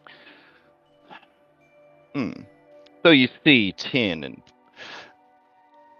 your bony friend is, I suppose, asking for a coup or some sort of betrayal. Let me explain the situation. With vampirism, there's a master, and then there are the thralls. As resplendent and powerful as I am still a thrall to my great lord and husband. I cannot act against him.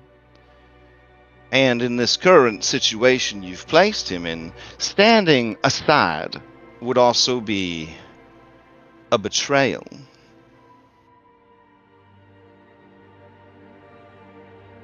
But I can betray the other thralls.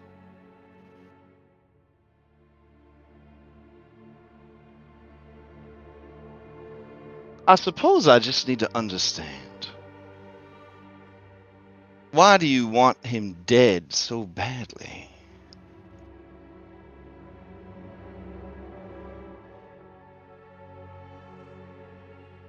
I just like to cause a little bit of chaos. This is more for the coming queen and the seeker, for they cannot exist in this land with him here. Ah, yes, the coming queen. You mean that little zombie maid that you keep with you? He doesn't answer, but he just smirks. I have to say, I don't know you, Tarakomedes, but I know of you. And it just feels like this is a bit petty and personal for an entity of your great power and age. Perhaps there's a bit more of Darius King still kicking around in those bones than you want to admit. And Tiernan, you see his eyelights flicker just a little bit. Yeah, there's just a little bit of a low snarl. Now, Mr. Beckett, I understand you've been taken in by the spirits of the land, a trio of hags that once ruled this area, blah, blah, blah. They're so sad. Indigenous people had their lands taken from them. Oh, woe's me. It's the history of every world. It's the nature of civilization. They had their chance. They lost. They need to get over it. So outside of trying to fulfill some ridiculous Green Knight fantasy, what are you really after? If it's your girlfriend, well, I think that's done and gone. Though I guess you could go to the castle and take a look at her body, pay some final respects.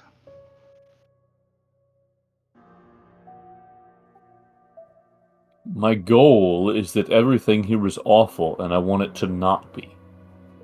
Well, I would love to leave, but seeing as how I'm bound to a man who is the land, and I am also bound to protect that man from harm, it puts me in a situation where I can't really be of much use to you in this campaign, this crusade, the path you walk, whatever you want to call it.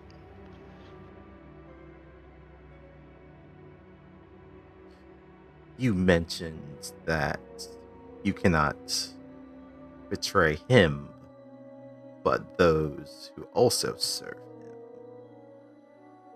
him. Yes. I think that would do. I'm We'll sure handle this it will from come as there.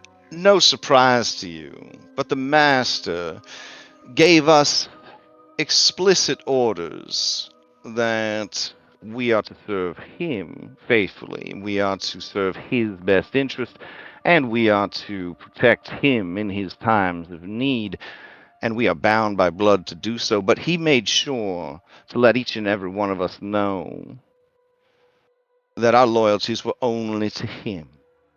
You see, he likes a bit of competition, a little bit of rivalry. He's a big fan of Tess and Tiernan. And yeah, more Tiernan. You recognize that she is saying that, and she is remembering some really horrible shit that she has been put through by Strahd as test of loyalty, test of strength, test of potential. And you can only imagine that, what Strahd has put you guys through, what happens to the people who serve like directly underneath him.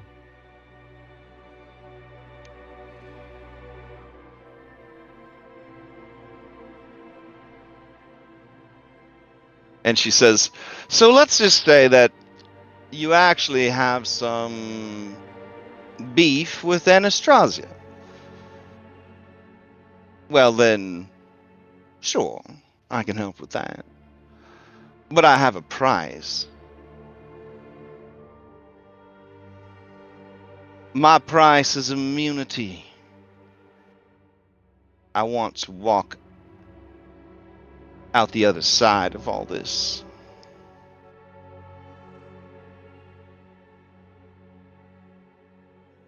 And if you're forced to defend him when we come for him, how is that even possible? Well, sweetheart, they call it non-lethal damage.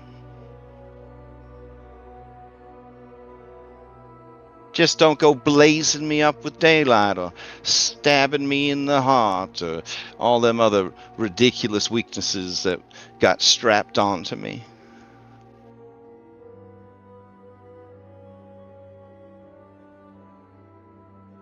I know it's a far cry. Certainly, I have no way of binding you to your word. But I am pretty tired. And I'm very tired of her bullshit. She is on a rampage right now when your cute little redhead's body was delivered to the castle, well, she all but lost her mind. She's been after the corpse, but, well, let's just say it's off limits.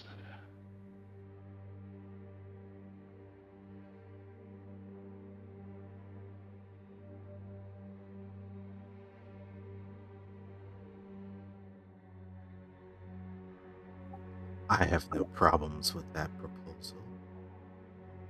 Seeker? Where will you go? Afterwards, where will you go? It's a big multiverse. I'll find a place. I don't think I'll go home. I wouldn't recognize it anyways if I could find it.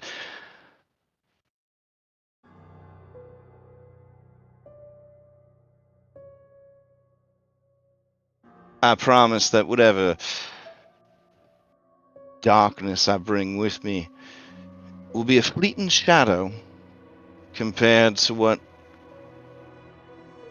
And then she looks at Chiracomedes and kind of raises her eyebrows.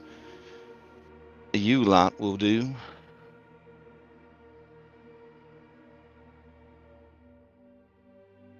As you said, it's a wide multiverse.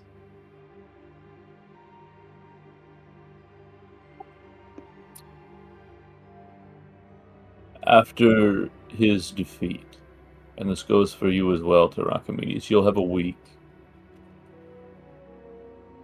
to do whatever it is you need to do here and leave. At any point after that, It's fair game.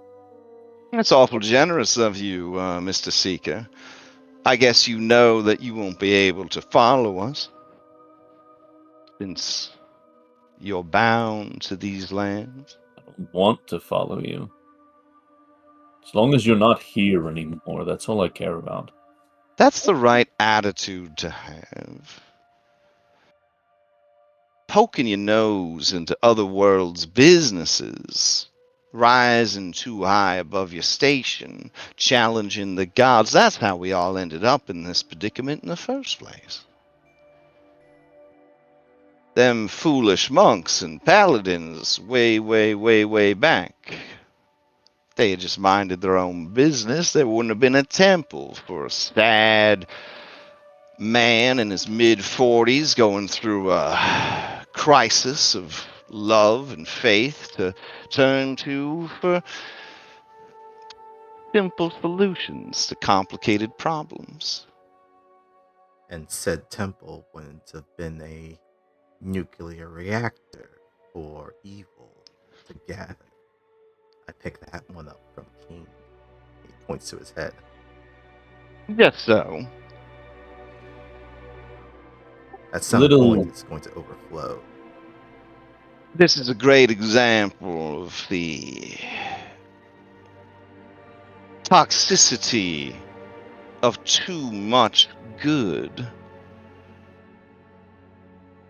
Anything in abundance is a plague.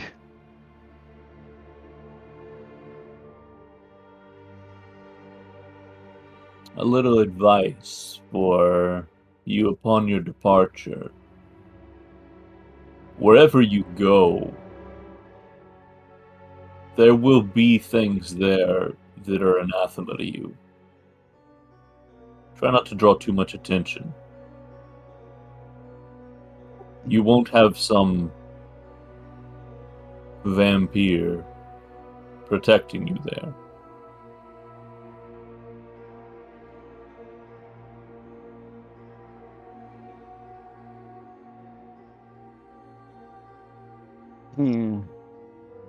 I'm taking a big risk here, so I hope you don't let me down.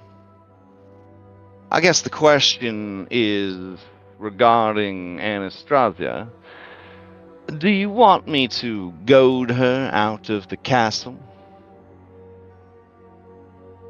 That would be amenable. I think Each one of of you ours. Oh, go ahead. Do each of you have an area that you are responsible for or something? Something that it wouldn't seem suspicious that you tell her about. Oh. Well, yeah, I mean, the world is divided. I handle Central Barovia. She handles Eastern Barovia. And then Valenta handles Western Barovia. Asher is, well, he's bad at administrative tasks.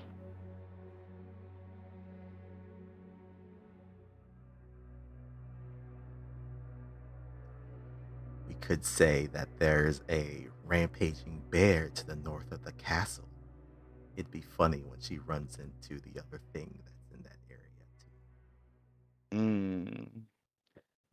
But No, I think her prime directive is to not leave the master unattended for too long. But her rage at the girl is intense. I can simply tell her that you have found a means to revive her. And then she will try to stop you. That works. Tiernan will think over the network to Archimedes. What about the pool? We could ambush her there.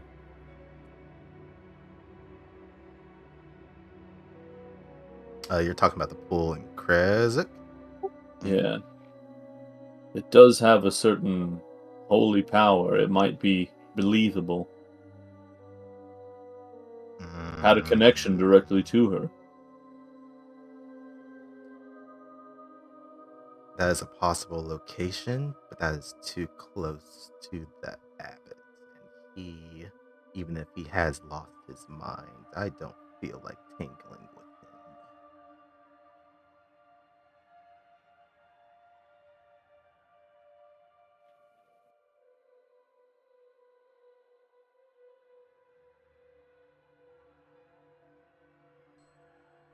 Well, I'll tell you this. Anastasia is the weakest of the brides. I mean, not counting Asher.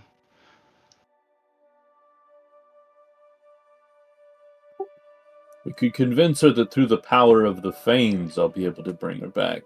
We could have her think we're using the megaliths near the old mill for that ritual. Why don't you think of the specifics among yourselves? I need to get back.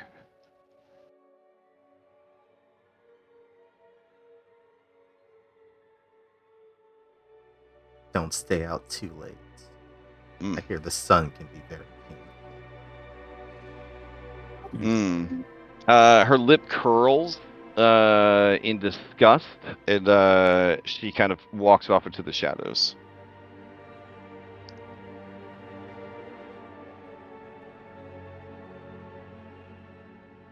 After I'm sure she's far enough away, Tiernan will look at Archimedes and say, "Are you doing the same thing with the other three?"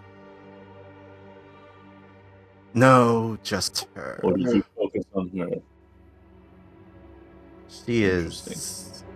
Well, the others are a little too unpredictable for my taste.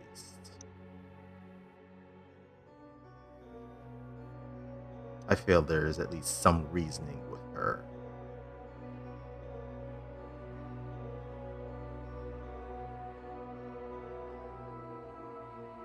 But like I said, once this is all done, I can clear some things off of your plate. For the week, I have to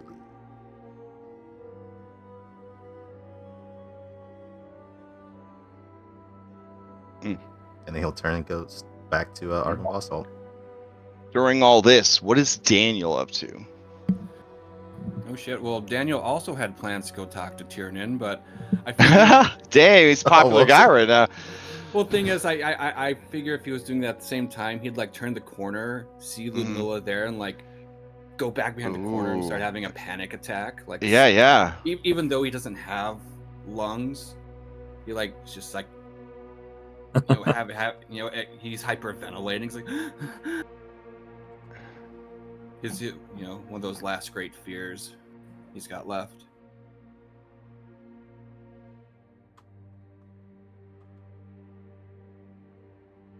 Then unfortunately he will slink away and have that conversation later. Oh damn. Okay. Yeah.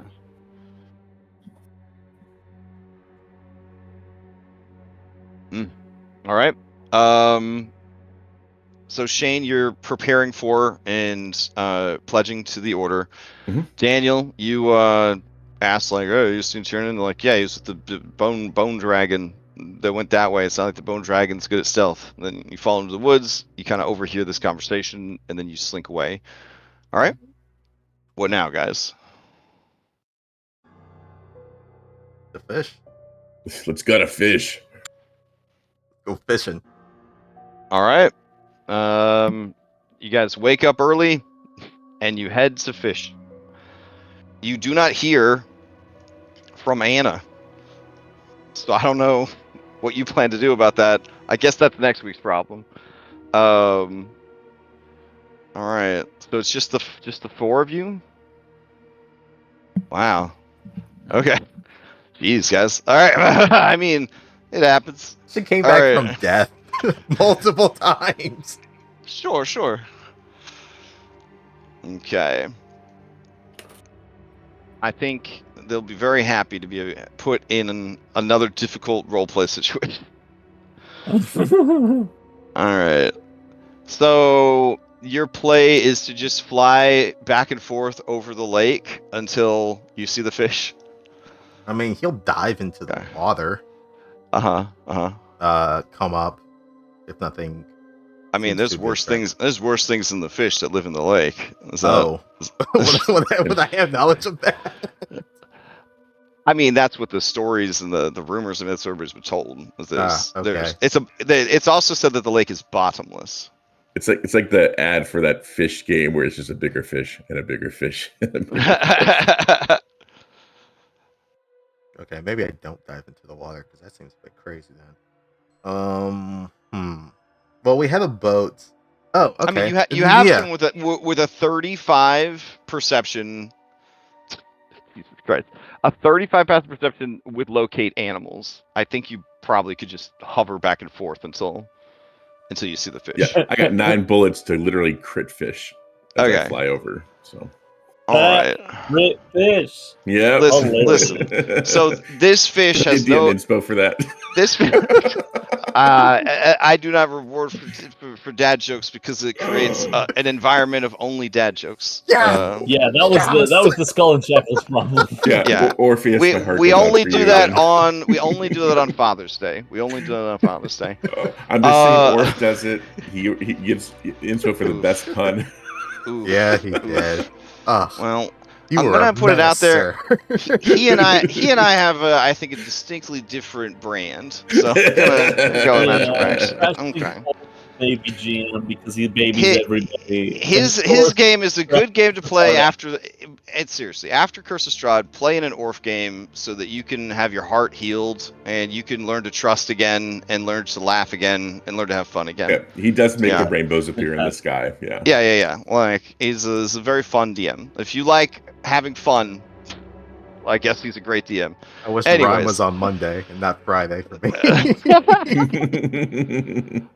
Alrighty, I'm not gonna pull any shenanigans. This is just a regular ass fish. It has no tie-ins with gods, dark powers, or anything else. It was designed to be a tough fight for like low-level characters. I mean, I'll take you over to the map so that you could beat on it. The hardest thing about it is like it's probably just gonna run away when it realizes how hard you're hitting it. So keep that in mind. You'll have to find some way to lure it to the surface, probably. But Tiernan, you will, you will be aware of it. So take you over to that map. Picking through Darius's memory, we had a boat that we left on the northern shore of the lake. Mm-hmm. So Tarakimis would try and fly towards that area, see if you can find the boat, and then you'll just drag it into the water. All right, that seems like it could work. Let me see. Grab the party. Party traveling from Argynvost to the northern side of the lake. The one with the river inlet, I think, is where you parked. Yeah. So that's a 16-mile flight. So I believe that's going to be 4 hours. So let's see. Just imagine the people of Valley High just freaking out seeing a dragon flying over. Right, on a bright day. On a bright Yeah. day, no less. Yeah. It's The sun's sky is shining, dragons are flying. Yeah, we're good. all right. It's You just find a Tuesday. you find the boat. It is worse for wear because of the weather, but it is still there.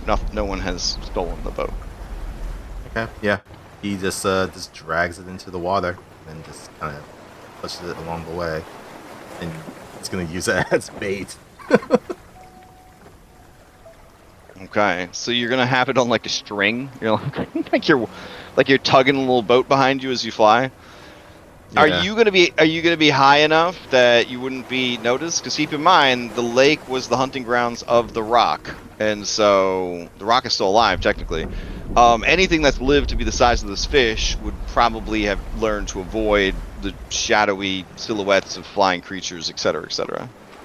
Well, then he'll put it into the water for quite a distance, give it as much of a push as possible, and then he'll fly above it for and just watch it. All right. So is everyone going to be on you or in the boat? I guess is the other question. I will fly separately to have a different angle. Okay. I can be a much I will smaller. be in the boat, trusting All right, that one you of will my be in 3 the boat, allies that okay. can fly would be able to save me. God damn. Daniel Okay. will I can also swoop be in. I the got a good strength now. I can lift you up. All right. Let me see. Oh, there's the boat with its automatically moving.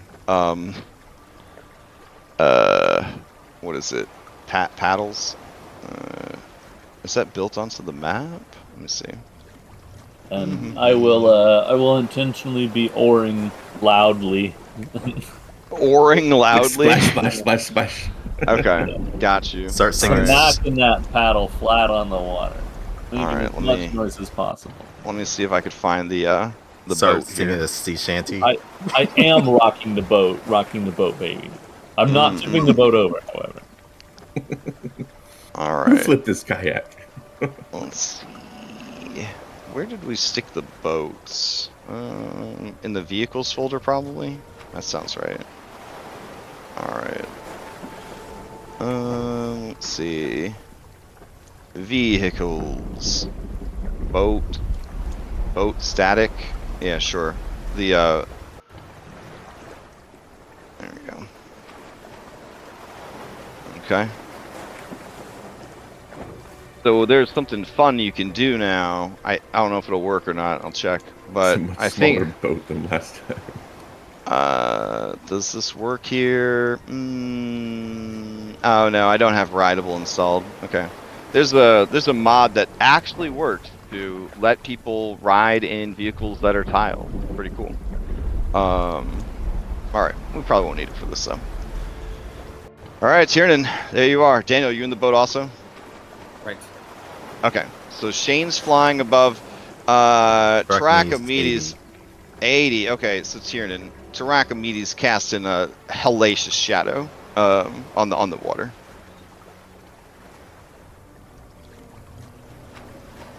Archimedes, you're gonna need to fly higher.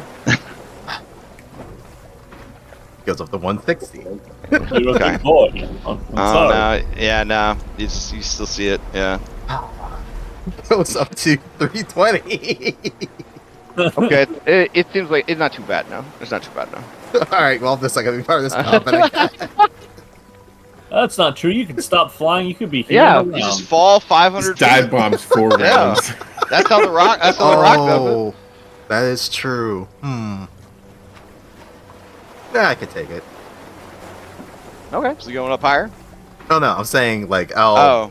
I'll 320 it, and then I'll just drop Yeah, it. you in can the sky. dash. Yeah. All right, Tiernan, can you and Daniel, could one of you give me a survival check with advantage? I've got a +10. What do Okay. you got? I've got a +9. All right, Okay. there we go. All right. With advantage. Okay. Yes, you are keeping a keen lookout, and then you're just sort of you're rowing the boat in a way that sort of makes it look like you're struggling. But you're doing it on purpose. So you're kind of like rowing like in circles and jagged lines, like, hey, maybe I'm drunk, maybe maybe I'm a little kid that stole a boat. Like, I'm definitely attackable. You know what I'm saying? Like, Definitely not a scary man here to kill Alright. you. At one point, you have a inspired idea, and you pull down the pants that you just got from Argenvoth. You move the codpiece out of the way. You just dangle your bits and start just peeing over the side into the water. It's at that point that the camera cuts. The camera cuts to the underwater world, and it's like, worms. And you see it reach for its initiative dice. Tiernan, you, with your incredible perception, know that Operation Wormwiggle has been a success as the creature is reaching for its initiative dice. No one is surprised. That's because you and Daniel got a nat 20 on your survival check. Oh yeah. Alright. Go. Alright, Shane. You are up first. You and Tiernan both get interrupt points for Do this I get fight. a boon for that? We're out of combat, so you do not. The boon is that you are in no way surprised by the fish attack. Hell yeah. Yeah. And you saved hours upon hours, maybe even days of trying to track this fish down. Of finding one fish in a giant lake. Yeah, exactly. Anything but that nat 20, I was gonna like roll like a d6 for how many hours it took. But with that nat 20, I'm like, fuck it. They immediately find the fish. That's fine. Okay. So let's grab some music here for this one combat.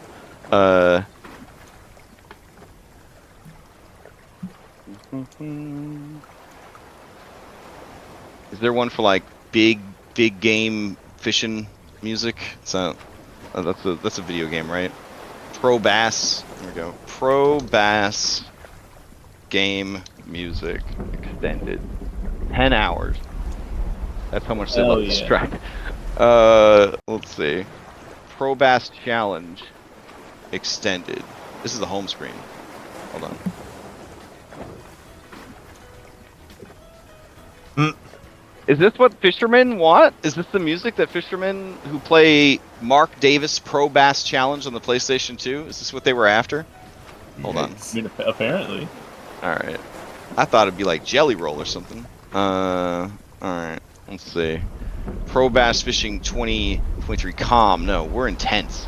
Let's see.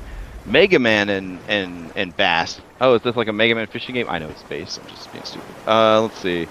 Alright, small fish hooked. Let's go. Holy shit, that's a small fish? Okay. I don't think my heart could handle hooking a large fish in this game. Jesus Christ, Mark Davis, you lured me in with your comforting jazz music. Okay. Shane Masters, some of the greatest music you've ever heard in your life starts playing. Yeah, I'm down for a little electric guitar riff. So Shane does not have hover, so he would basically be doing like, little nice little rings around, his little point. Yeah. But he will see no fish, hold a shot. Okay. Because he has sharpshooter and basically no range restrictions, it can appear at like this corner. It doesn't matter. Like hell yeah. Anywhere on the map he can shoot it. So Okay. it's only a single shot, however, because that's all he can hold. And bonus action. I guess I'll bolster somebody. Tiernan, since he can't fly. Okay. And You have to be within 30. You have to be within 30 feet. 30 feet. Oh, that's right. Yeah. Oh, I can't bolster anyone. Sorry, guys. Okay, Oh, so good. no Bolster a bonus. random insect flying by. Yeah, can Pair of dragonflies. You could bolster Shami Amore. She's right next to you. yeah, that's not gonna happen. He's always next to you. And can I pass to the shadow underneath the water? Yeah, absolutely. Because I kind of want it to. appear so we can all attack it. So yeah, I'll Alright. pass to the big fish. Okay. Alright, the big fish. It saw some idiot drunk dude peeing off the side of the boat. It's gonna get it. Gonna get some of that. So it's gonna use pounce. I guess it'll use pounce on the boat. So here we go. It emerges from the water. Yeah, well, Shane's shot goes off at least. Okay. Uh,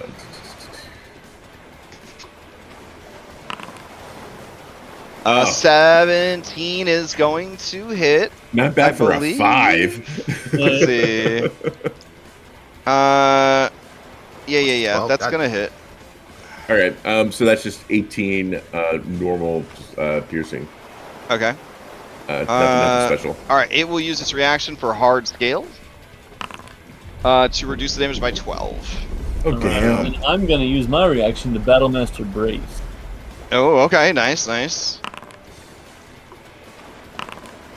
All right. Oh, should I put a boss bar up? Sure. Yeah. All right. Hold on. I'll heal it back up so you can watch it lose its hit points. So I know that's what. I know that's like cocaine. So there we go. Wham. All right. All right. So you brace for it, but it's attacking the boat, son. It's when it moves within my reach. Okay. Yeah, it's definitely within your reach because you're riding on the boat, right? So you're. So it does that 10 damage from my Battlemaster die plus the 12 damage from a regular from the attack. Oh shit. Okay. Let's see. All right. It doesn't have another reaction. It does get its let's see. It had legendary actions, I think. Yeah. So it doesn't have its legendary actions, but okay. So it's going to take 12 points of damage as you stab it, Well, all and right. 10 from the Battlemaster. and then die. 10 from the Battlemaster die. Okay. So it is still committed to its course of action, which is good for you guys. And now, quote unquote, will attack the boat. All right, the boat would then get, if it hits, it's gonna get capsized. Here we go.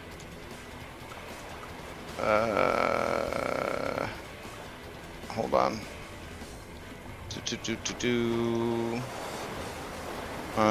It can grapple with a bite. That's always nice. Okay. Well, anyways, here's the bite. 21 will hit the boat, and then because it used pounce, the boat would have to make a saving throw, be knocked prone. This creature specializes in attacking boat. Let me see. Let me grab the boat's character sheet real quick. Took the anti-boat weapon specialization. Alright, so the boat will be at disadvantage to the saving throw. 12. Okay, so the boat is flipped over. The boat takes some damage. The boat I don't think had been repaired since the last time you used it. Definitely not. Alright, Yeah. okay. Oh god. The thing So was the boat- barely alive. The boat had 13 hit points left. So now the boat has 5 hit points left. Alright, that's cool. Alright. Oh, yeah. Okay. So the boat is barely hanging on. That's fine. You don't need the boat much longer. Did a bunch of blood appear on the screen or no? Yeah. Yeah. Okay, I have the boat's character sheet over there, so that's why. Alright, and then, let's see. Oh, I guess the boat you guys used was the nicer boat, right? Yeah. You didn't have like the, okay. Last time we had the nice boat, yeah. Yeah, so this would still be the nice boat. Alright, my bad, it was a long time ago. Whoop. There you go. That's more appropriate. Yeah, that's the boat. Alright. So the boat, like, tips over. You guys would spill out into the water. I would allow you guys to make a reflex save. To sort of like not be prone in the water as well, you know, like floundering or whatever. So you guys would do the same save against the pounce. So give me a dexterity save from Tiernan and Daniel. Holy shit, Daniel. All right, Daniel, you can also use your reaction to dodge.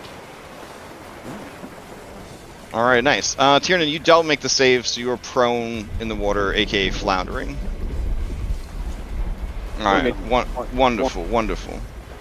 All right, let's see. And then this creature does not have a multi-attack. Nope, nope. It also has Blood Frenzy, so that attack against the boat was at advantage. Just saying, because it's. All right. That is. I don't know. It's not a creature. The boat. That's vehicles. I think in the rules do actually count as creatures for targeting and stuff. That's hilarious. I mean that. Shrug. At least there's a rule, I guess. All right. The boat can't steal though. It doesn't have that much creature in it. It will pass to Daniel. All right. Now, I gotta wonder, is Tiernan within chompy distance of this guy? Absolutely. Okay, that's always good to know. I mean, I'm thinking about taking up an orange strategy for fighting this fish. From the inside? Yeah. And he is wearing all that metal armor. Oh. Nah. Teamwork. We'll attack the fish. 27 for 58. Dang, son. Holy shit. Alright. And that's a critical hit too. So let's see. Apply the damage. It's immediately bloodied. Let me go here and apply some psychic crits to it. Will it fall in love with you? Nosebleed, baby! You now tend to experience nosebleeds when you exert the force of mental effort. Alright, these occur when it takes psychic damage. Alright, what do the nosebleeds do?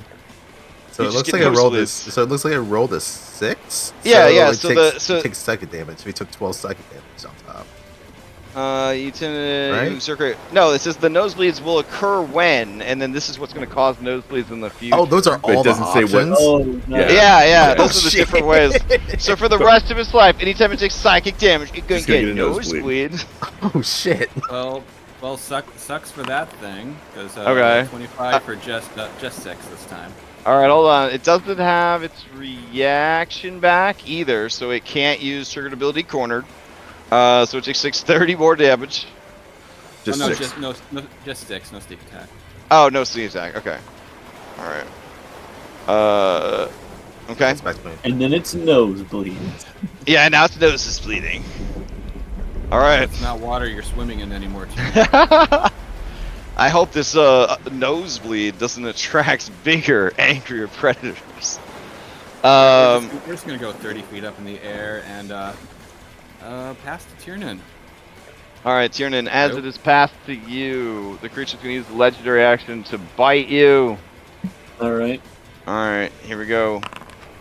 14 is not going to get past your half-plate armor. Wait, you're prone, though, in the water, so that's it. 22. So you are grappled. Good. All right. But this creature has to then, once you're grappled, then it can swallow you. So, yeah. Oh, but it will get its reaction back because it used a legendary action. That's fine. All right, so Tiernan, what are you gonna do? Does recovering? You can also recover. You can just grab blood from it now, because it is technically bloodied. You can just hold it up to its nose. Does recovering from floundering take movement speed the same way? Yep, half your speed. Okay, but my speed is 0. So does it take half of my 0? You can't get up. Yeah, you can't get up from prone until you get free. Yep. In that case, rather than attacking it 4 times, I'm going to use a action to just gather its What blood. happened to fighting it from the inside, bro? Well, I still want to do that, but I want to make sure that we have its blood before I start doing risky things. Well, I mean, you don't have to like. It's not restrictive in the system. You just grab your bottle and fucking put it next to his nose. Yeah, there I go. All right, That's this is what you're gonna do. do. All right, you spend the action and you get fish blood. Congrats! I'll add it to your sheet. So in case it escapes through some hook or crook method, you now have the fish blood. Perfect. Deadliest catch blood.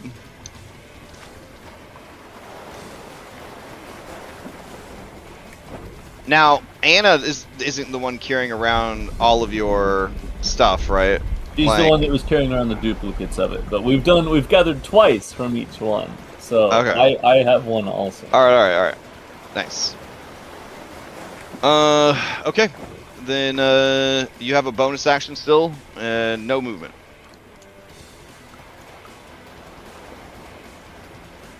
Do you close your eyes to prepare to be eaten? Yeah, that's fine. Wow. Okay. I don't really have Alright. any bonus action that's applicable here. All right. Cool. Oh, did you take any damage from the attack or no? From the 10, from the bite. Oh yeah, no, I should have. I haven't done that. Okay. All right. You control initiative. The only one left to pass through is Thracomedes. We'll pass to Tarakamini. All right. As you pass Thracomedes, it's going to try and use Swallow on you, so it makes another bite attack against the grappled opponent, and then if it succeeds on this attack roll, you are swallowed. All right. This is advantage for a number of reasons. Here we go. 23. Yep. All right. You take 12 points of damage, and you are swallowed. Right. Thracomedes, you're up. Okay. Everything's going according to plan. Apparently so. He, for a brief moment, just remembers a long time ago when he was, I don't know, maybe a young dragon going fishing, beating up creatures, stuff like that. Kind of brings getting a little bit. Pedestrian activities. Yeah, pedestrian activities. He just flaps just a little bit, and then he dropped from the air. Okay.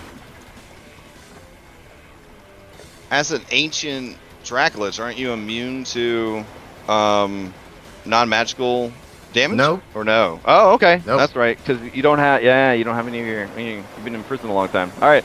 Yeah, It's gonna be a lot. It's gonna be a lot of damage then. it is. I can take Okay. it.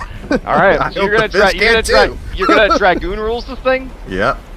Okay. So I'm coming from 320 feet in the air. All right. So 32 d6. Yeah. Okay. I'll come in with a bite. I'm gonna use my multi attack. So the first one's gonna be a bite. Okay. But, yeah. Oh no. Is that a natty 1 I'm seeing? I would have advantage because it doesn't know I'm coming, right? You're not really stealth though, and this creature we've established in the lore has kept track of the rock's hunting habits since the reason it grew to this great size. So I would say that it would not be caught unawares by an aerial predator. You can always re-roll it though.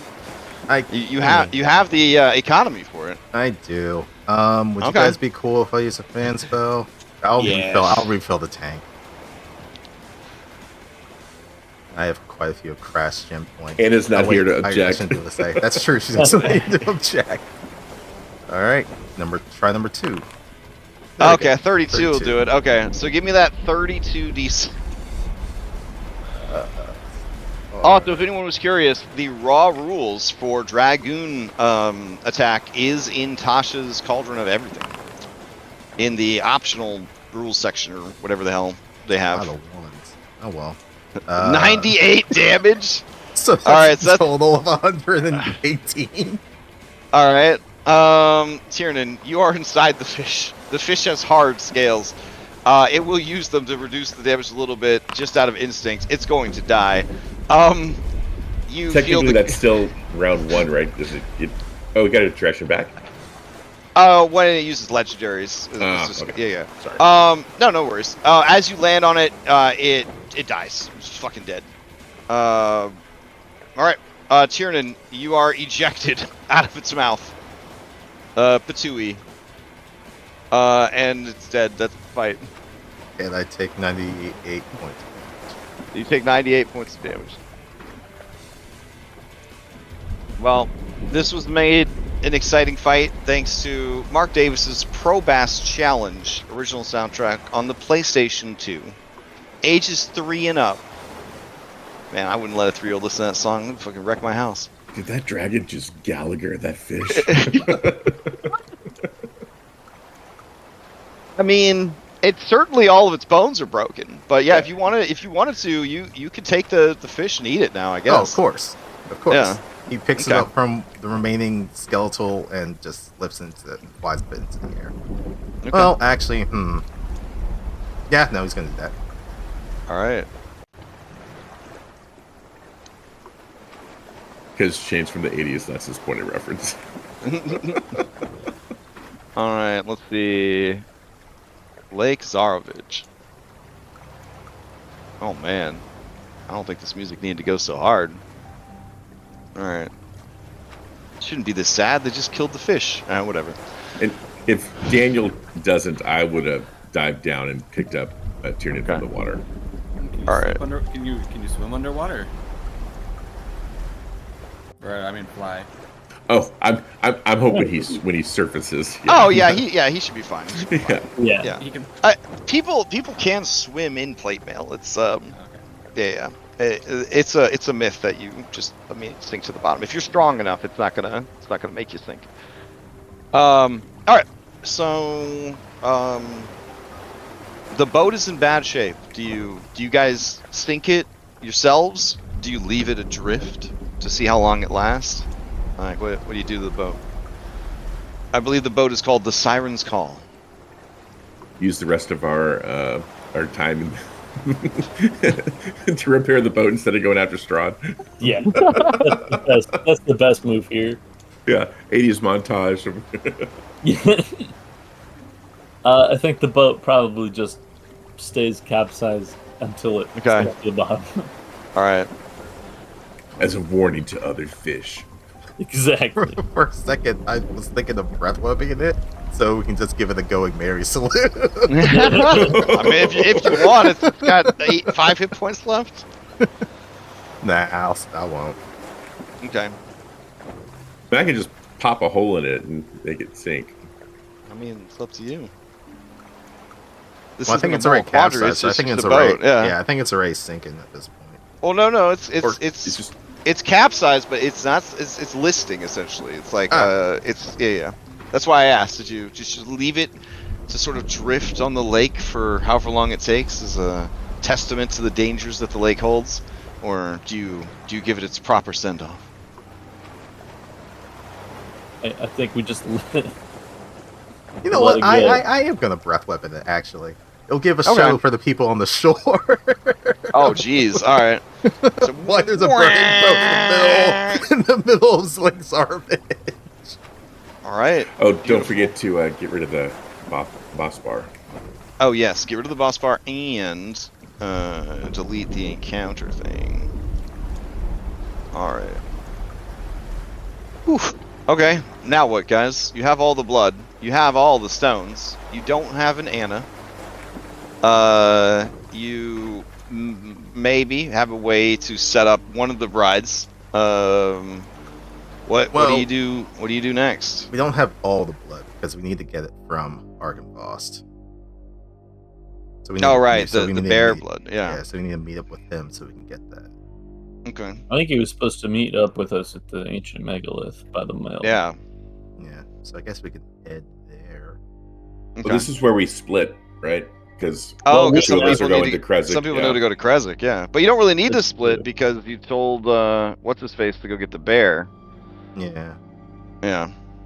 You would assume by now he should be done. Maybe he's botching them survival checks. I don't know. He can't be good at everything. Can't be good at everything. Yeah, Shane needs bullets too. Yeah, I only used one thanks to the dive bombing Dracolich. So. All right, so we're heading over to Krezk then. I think Tarakamese is going to avoid Krezk. Oh, interesting. Yeah. We've all seen that scene in Game of Thrones. Okay. I mean, he'll drop you guys off, at the outskirts, but he ain't going to Krezk. Fuck that. Okay. 60 werewolf gunslingers shooting at him. That's true. That's not what he's worried about. All right, I have to get Krezk out of storage. Hold on. He doesn't want to tangle with an angel. even if it has gone crazy. Curse of Strahd. Oh, You're right, resistant. Crazy You're Angel. resistant to radiant damage, Yeah. bro. Come on. Yeah, but I- still, that's you a could fight. ta- you could That's a take fight him. he doesn't want to take anyway. It's I think unnecessary. redemption-seeking Shane's gonna visit him one more time. And Now be like, you all would right, probably bro? know from. Well, I don't know if you know how his abilities work or not. You guys, you didn't face him enough to really see all his abilities, right? No. Okay. We bravely Sir Robin's that. Then yeah, I guess there would be no reason to confront a powerful celestial if you have no intel on him whatsoever. Yeah, that would exactly. that would make All sense. I know is that Okay. he's an angel, he's crazy, and he's able to incinerate undead. And Tarakami does not want to take that chance. Oh, and stop the undead from coming back because those Yeah. guys did not respawn. Yeah. So he wants to avoid interacting with the abbot as long as he can. I might try to talk to him again. Oh, all right. shit. Well, I'll drop you off a couple Yeah, miles away. you're Y'all on your can own, walk bitch. the rest. All right. So you drop them off a few miles outside of the town, and then Daniel, the skeleton, Tiernan, the handsome reincarnated man, and Shane, the equally handsome possessed man, are going to head to With the better only hair. the only. Well, I guess there's two bastions of good now. He does have better hair. The two bastions of good. Daniel, do you take any pains to hide your skeletal nature? He does, because Okay. for his boon, he actually took the boon of the masks, which gives him Sky Self. Oh, hell yeah! Nice. It's just, yeah, as the sun shines on him, like he for a while looks like Daniel again. He's back, baby. All right. It's And Do Daniel, you do the thing where you like check your illusion in like a mirror, and then there's like this overwhelming emotional like moment where you remember what it's like to be the man that you were, but know that you're not that man anymore? Or he opens his drawers and looks down.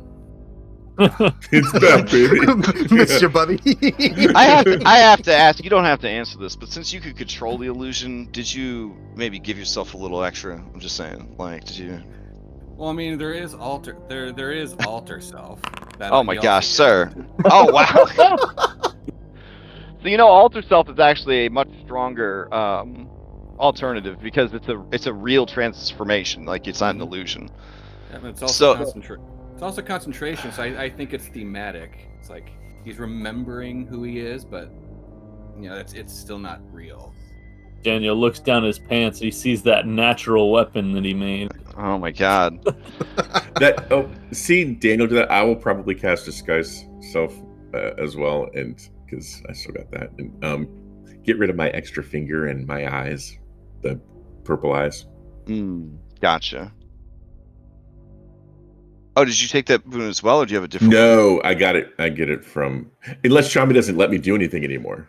Oh which no, she might not. She definitely wants you to use as many powers as you want. Oh, if I feel that corruption, I won't use it. Well, I don't know, bro. Do you feel that corruption? I mean, Yeah, you know what? If Shane's going to be redemptive, he's going to shun all of her. what deeds. is it? What does it mean to repent, Shane?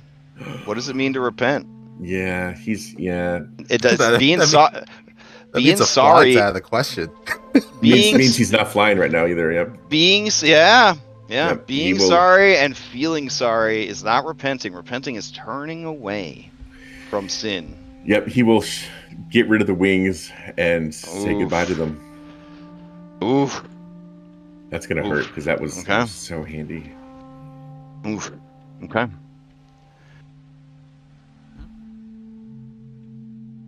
So good to see you back, Daniel. It's good to be seen. I think. Yeah, Daniel's not flying either. His noticeable limps are very, very obvious. It's like every step still kind of hurts.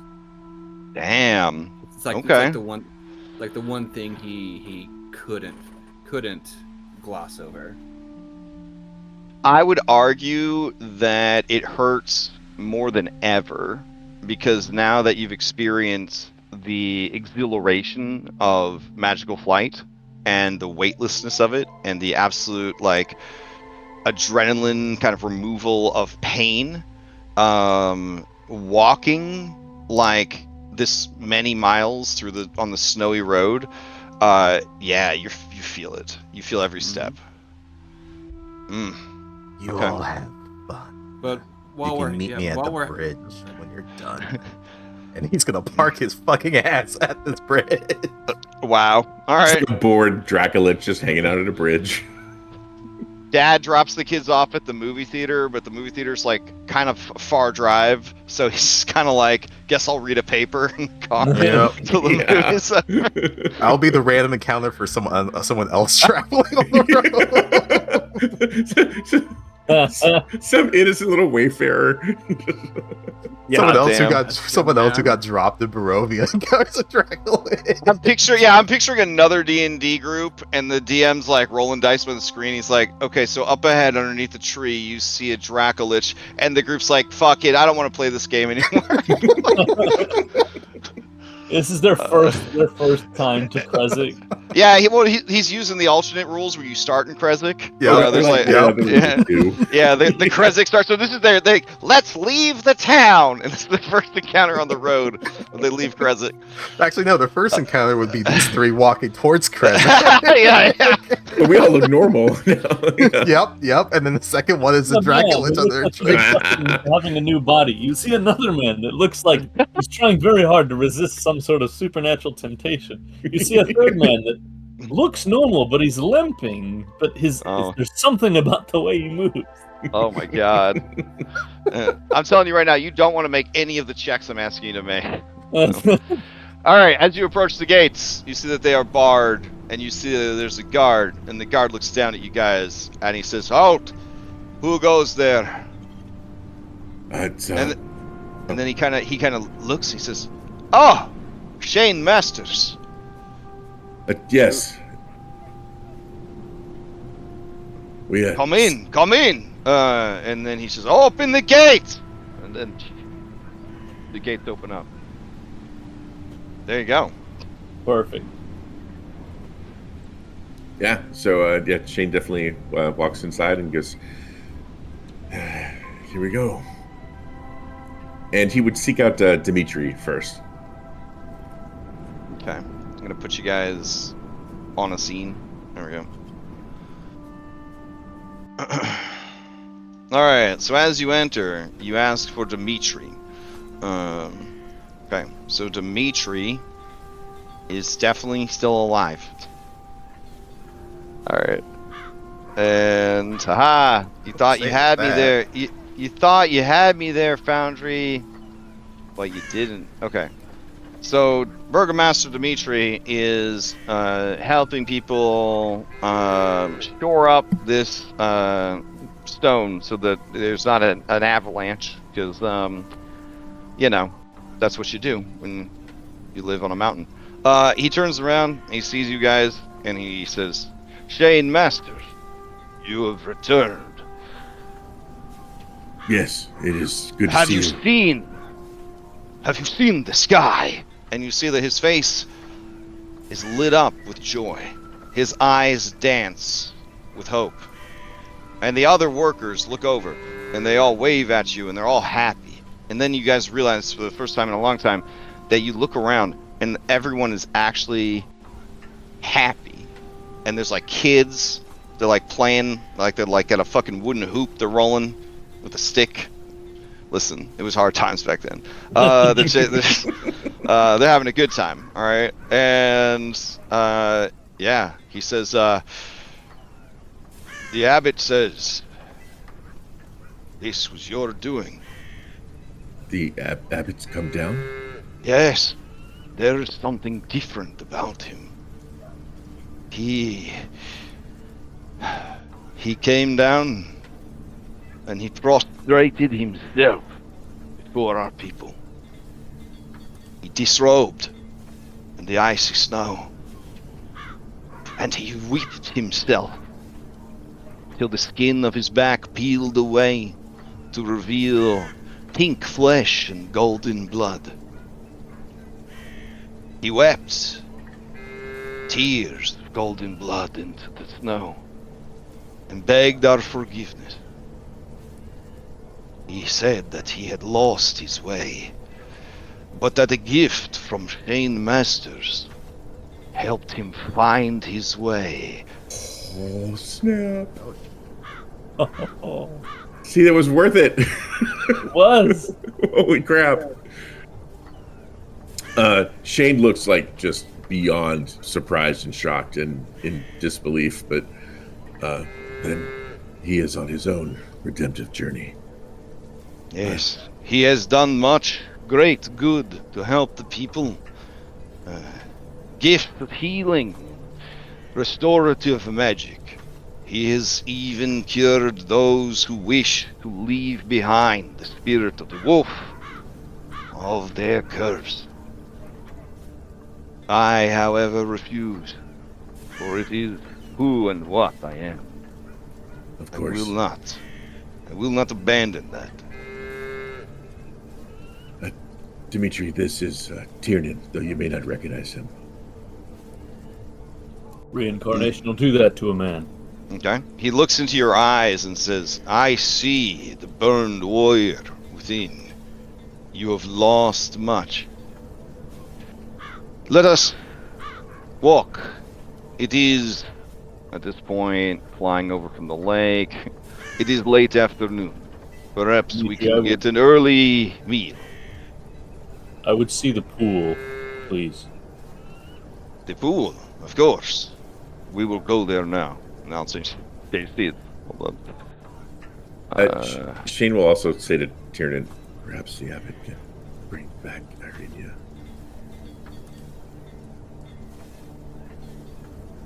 We can try. Mm-hmm. Yeah, Shane is happier as a pig in slop because he's with his father figure. He's happy. Yeah.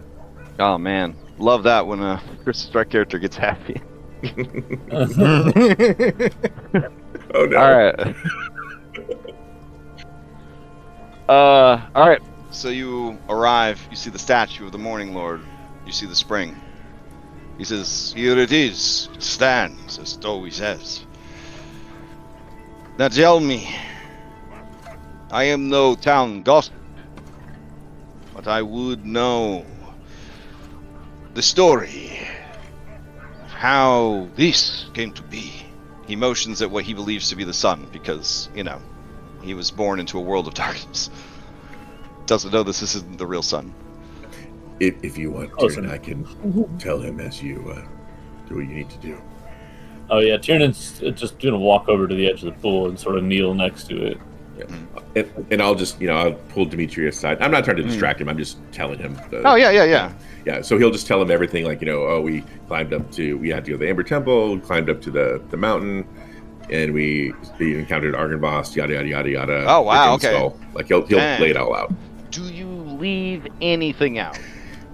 He will not mention anything about anyone else taking any sort of compromise, but he will say that in a moment of weakness and self-preservation, he made a horrible mistake, and he's seeking redemption for it. And he will show his corruption to Dimitri. And how do you do that? By flashing your serpent eyes and your he'll flash. He won't use magic, but he will show that his eyes are changed a little bit. Like there's that slight glint of purple in the right light, like a cat's eyes when it reflects, and like his. Well, I do have to confirm. You said that you were gonna illusion yourself going into the town. Yeah, he said he was gonna. I said I would not. Yeah, I'm not gonna. Okay. So So then, it would be obvious then to anyone who makes eye contact with you that you have like serpent eyes and you have the extra fingers. This doesn't work. They would be just purple, but yeah, purple eyes and a 6-finger. Yeah. You have the extra fingers. Yeah. Okay. Yeah. So he would definitely, make that obvious. Like he's not trying to hide it. Like, I bear the mark of my shame. Okay. He listens without too much obvious judgment. Daniel, what do you do? Do you listen to the story? Do you interject? Do you follow Tiernan? Do you go get a massage from the hot springs lady? Highly recommended. Massage these old bones. Yeah. Her hand passes through your illusion. She screams. Oh, you're very thin. You should eat more. Tell her you took a special paladin oath that no one can see your naked body. She has to blindfold herself when she gives you a massage. It's going on a very intense fasting. All right. No, he'll join Tiernan up by the pool, like kind of panting as he goes there, and like. Oh yeah, like, this is a bad place. I will say that Shane and Daniel, you guys are feeling it. This place is not welcoming to you. Yeah, he's enduring it because he, has to. Yeah, Daniel will just be like, I forgot how much this walking around stuff sucks. Oh, Daniel, it's more than just walking around. Like, the ground here is irradiated with, like, holiness. So, like, as a dark power, I mean, this is... You know that you can't stay in Kresik for very long. Like, you would... If you tried to long rest here, you don't know what would happen. You just know that it would be very bad. Yeah. Yeah, no, he says that to Tiernan, though, but, yeah, it's like I forget a lot of things, and Sparky's really good at that.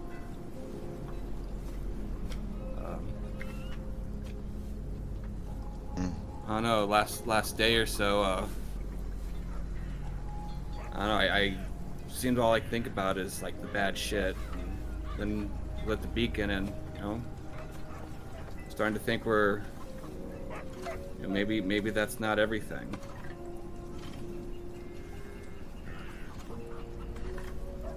As if to accentuate that, off in the distance, the camera like unfocuses on Daniel talking to Tiernan and focuses on 3 children building a snowman. Admittedly, the snowman has a werewolf head, but they are laughing joyously as they build the snowman off in the distance, and the camera like refocuses on Tiernan and Daniel. Yep, Daniel says, oh, go ahead. Will you join Shane in a quest for redemption then? I mean, he looks at you and he says, my grandma once told me that we really only got 2 choices in life. You can either run from the truth or face it. And the truth is, Shane, I'm a bad... Or not Shane, but Tiernan. The truth is, Shane, I'm a bad guy. I've done bad shit. Worse, I've let bad shit happen. You can emphasize that like that is the worst part. I can't take it back. But I also know I can't stop what I let in. But all I can do is try and pick what I can do next. And very quickly, before he has a chance to reconsider, he gives Tiernan the last 2 wine stones. Oh. Remember the Thunder Shrine. The Thanes aren't the only place of power. I can't be trusted with these. Just before I change my mind. Thank you, Daniel. But you may not be able to resist the thing that you let in by yourself, but we're all here, too. Shane and I, at least, will... If that's what you want to do, we can help you.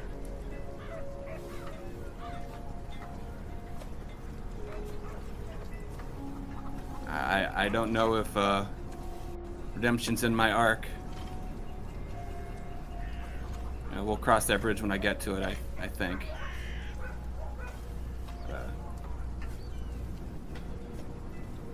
But here and now, I can do this.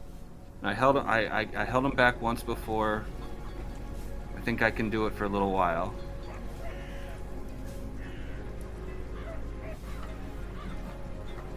Okay. Oh, I'm just trying to... Oh, there it is. Give to Tiernan. There, give to Tiernan. Oh, damn. Yep.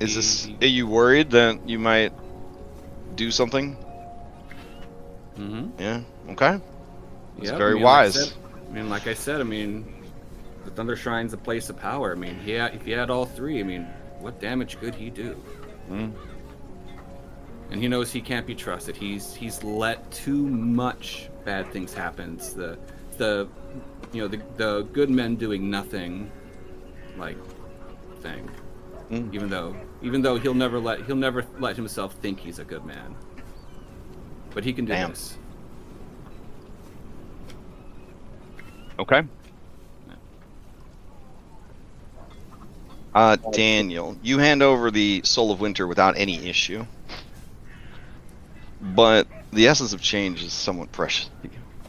I will need a wisdom or charisma saving throw. Alright, I'm going to...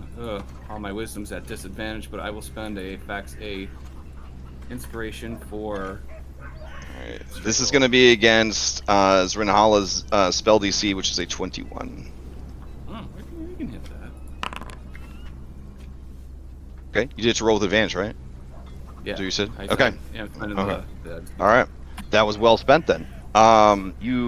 He doesn't even get a chance to stop you. You can feel in the back of your heart, your mind, your soul, the petulant scream of a toy being taken away from a greedy child.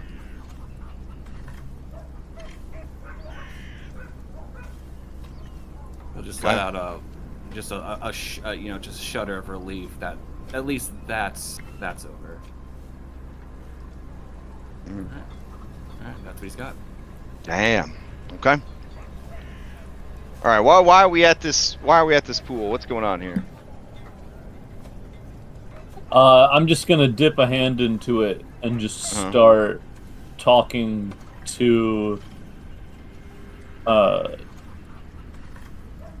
Irina and also to what's his name? Sergey? Is that his name? Yeah. And just about how sorry I am and how I wasn't able to keep her safe like I said I would. And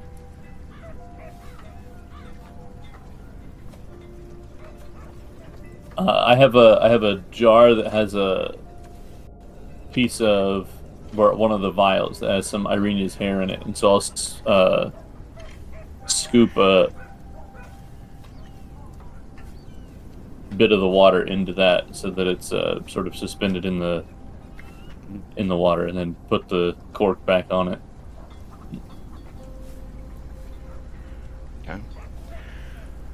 You pour out your sincere regrets and apologies to the pool, but no reply comes. There's no vision. There's no apparition. There's no answer. But you do feel a little bit lighter for having at least spoken those words aloud.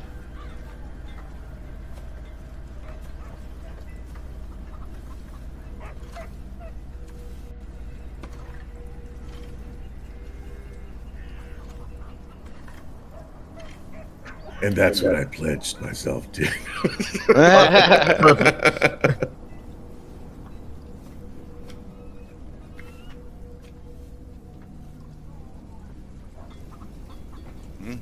All right.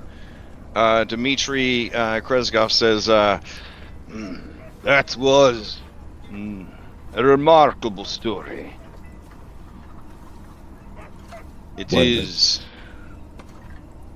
a perfect example of the desperation to fight monster with monster. This is the core of our belief to keep our curse going through the bloodlines. There can be strength in darkness if you are disciplined enough to master it.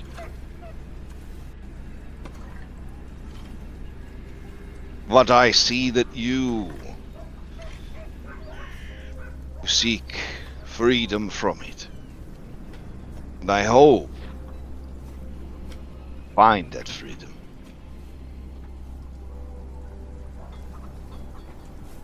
I think with those words of encouragement and hope, Shane will just hug Dimitri, just embrace him Okay. like a father. Yeah, sure. He'll fucking huge pat on the back.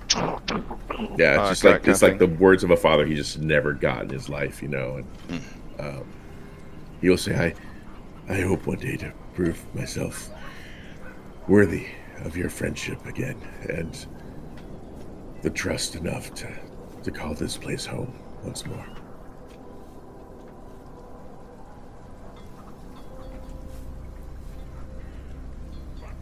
As you say that, and you kind of look past him, and you see the children building their snowman, the women bringing food home from the market, an old man petting his dog while smoking a pipe. There is a terrible pain in your mind, and the image, the scene that you see changes. And you see the children dead, their snowman bathed in their spattered blood, their bodies mangled on the ground. You see the old man and his dog just torn to pieces. You see the women, their groceries and baskets scattered, their bodies horribly mutilated and arranged. And you hear a voice that says, "Well, my love, I guess we both have goals." And that's where we'll end the session.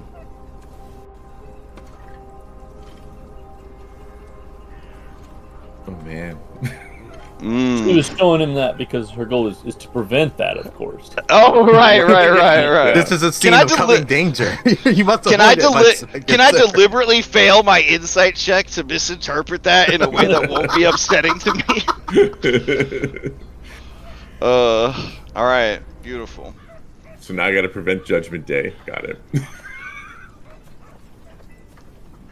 Well, remember, this isn't like you made a deal with her. You and her are the same being now. What, you mean a spurned succubus would be vindictive and vengeful?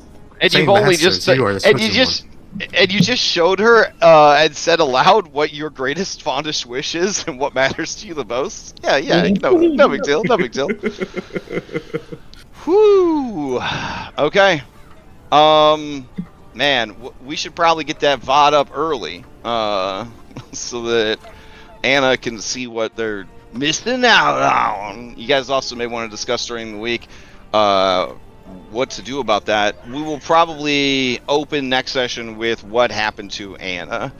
It's the kind of thing that I would try to do like a little extra side session, like meet up and talk about it kind of thing, but this is a very busy time. We got Extra Life in less than 3 weeks. And there's just a lot going on. There's a lot going on. So we'll kind of address that at the beginning of next session. Kind of see where things go from there. Yeah. So that's my big announcement. Is Extra Life is in less than 3 weeks. Does anybody have any announcements they'd like to add? Like, go to this page, donate to Extra Life, tag me so I get all the donations, etc., etc. I mean, hand the conch shell over to anybody that. Yeah, what he said. Ditto. Yeah. We should probably have links and stuff to throw in, if possible. Now that I think about it. Oh, yeah. I thought we had that. Hold on. I don't know if I do. I don't think I set that up. Is it? Or maybe I set it up for myself. Hold on. Oh, yeah. I was also asked if we were setting up a team again this year. I thought we had set up a team. I think they die each year, and you have to then I'll set up the team. Well, yeah, that's mine. I mean, that's. I've just been directing people to yours. I really don't care how much I fundraise this year. Like, I'm gonna put it out there. The prizes ain't that great. It's like a controller that has like Extra Life branding on it, but it's not like that baller chair that I used until it wore out, or the cool ass rug that Scottrick passed out on. But yeah, it's fine. Memories. All right. Anyways, yeah. So cool. This is a very important charity to me. I really enjoy it. I really enjoy doing the work for it. It is a lot of work every year. It is not healthy or safe to play TTRPGs for 25 hours straight.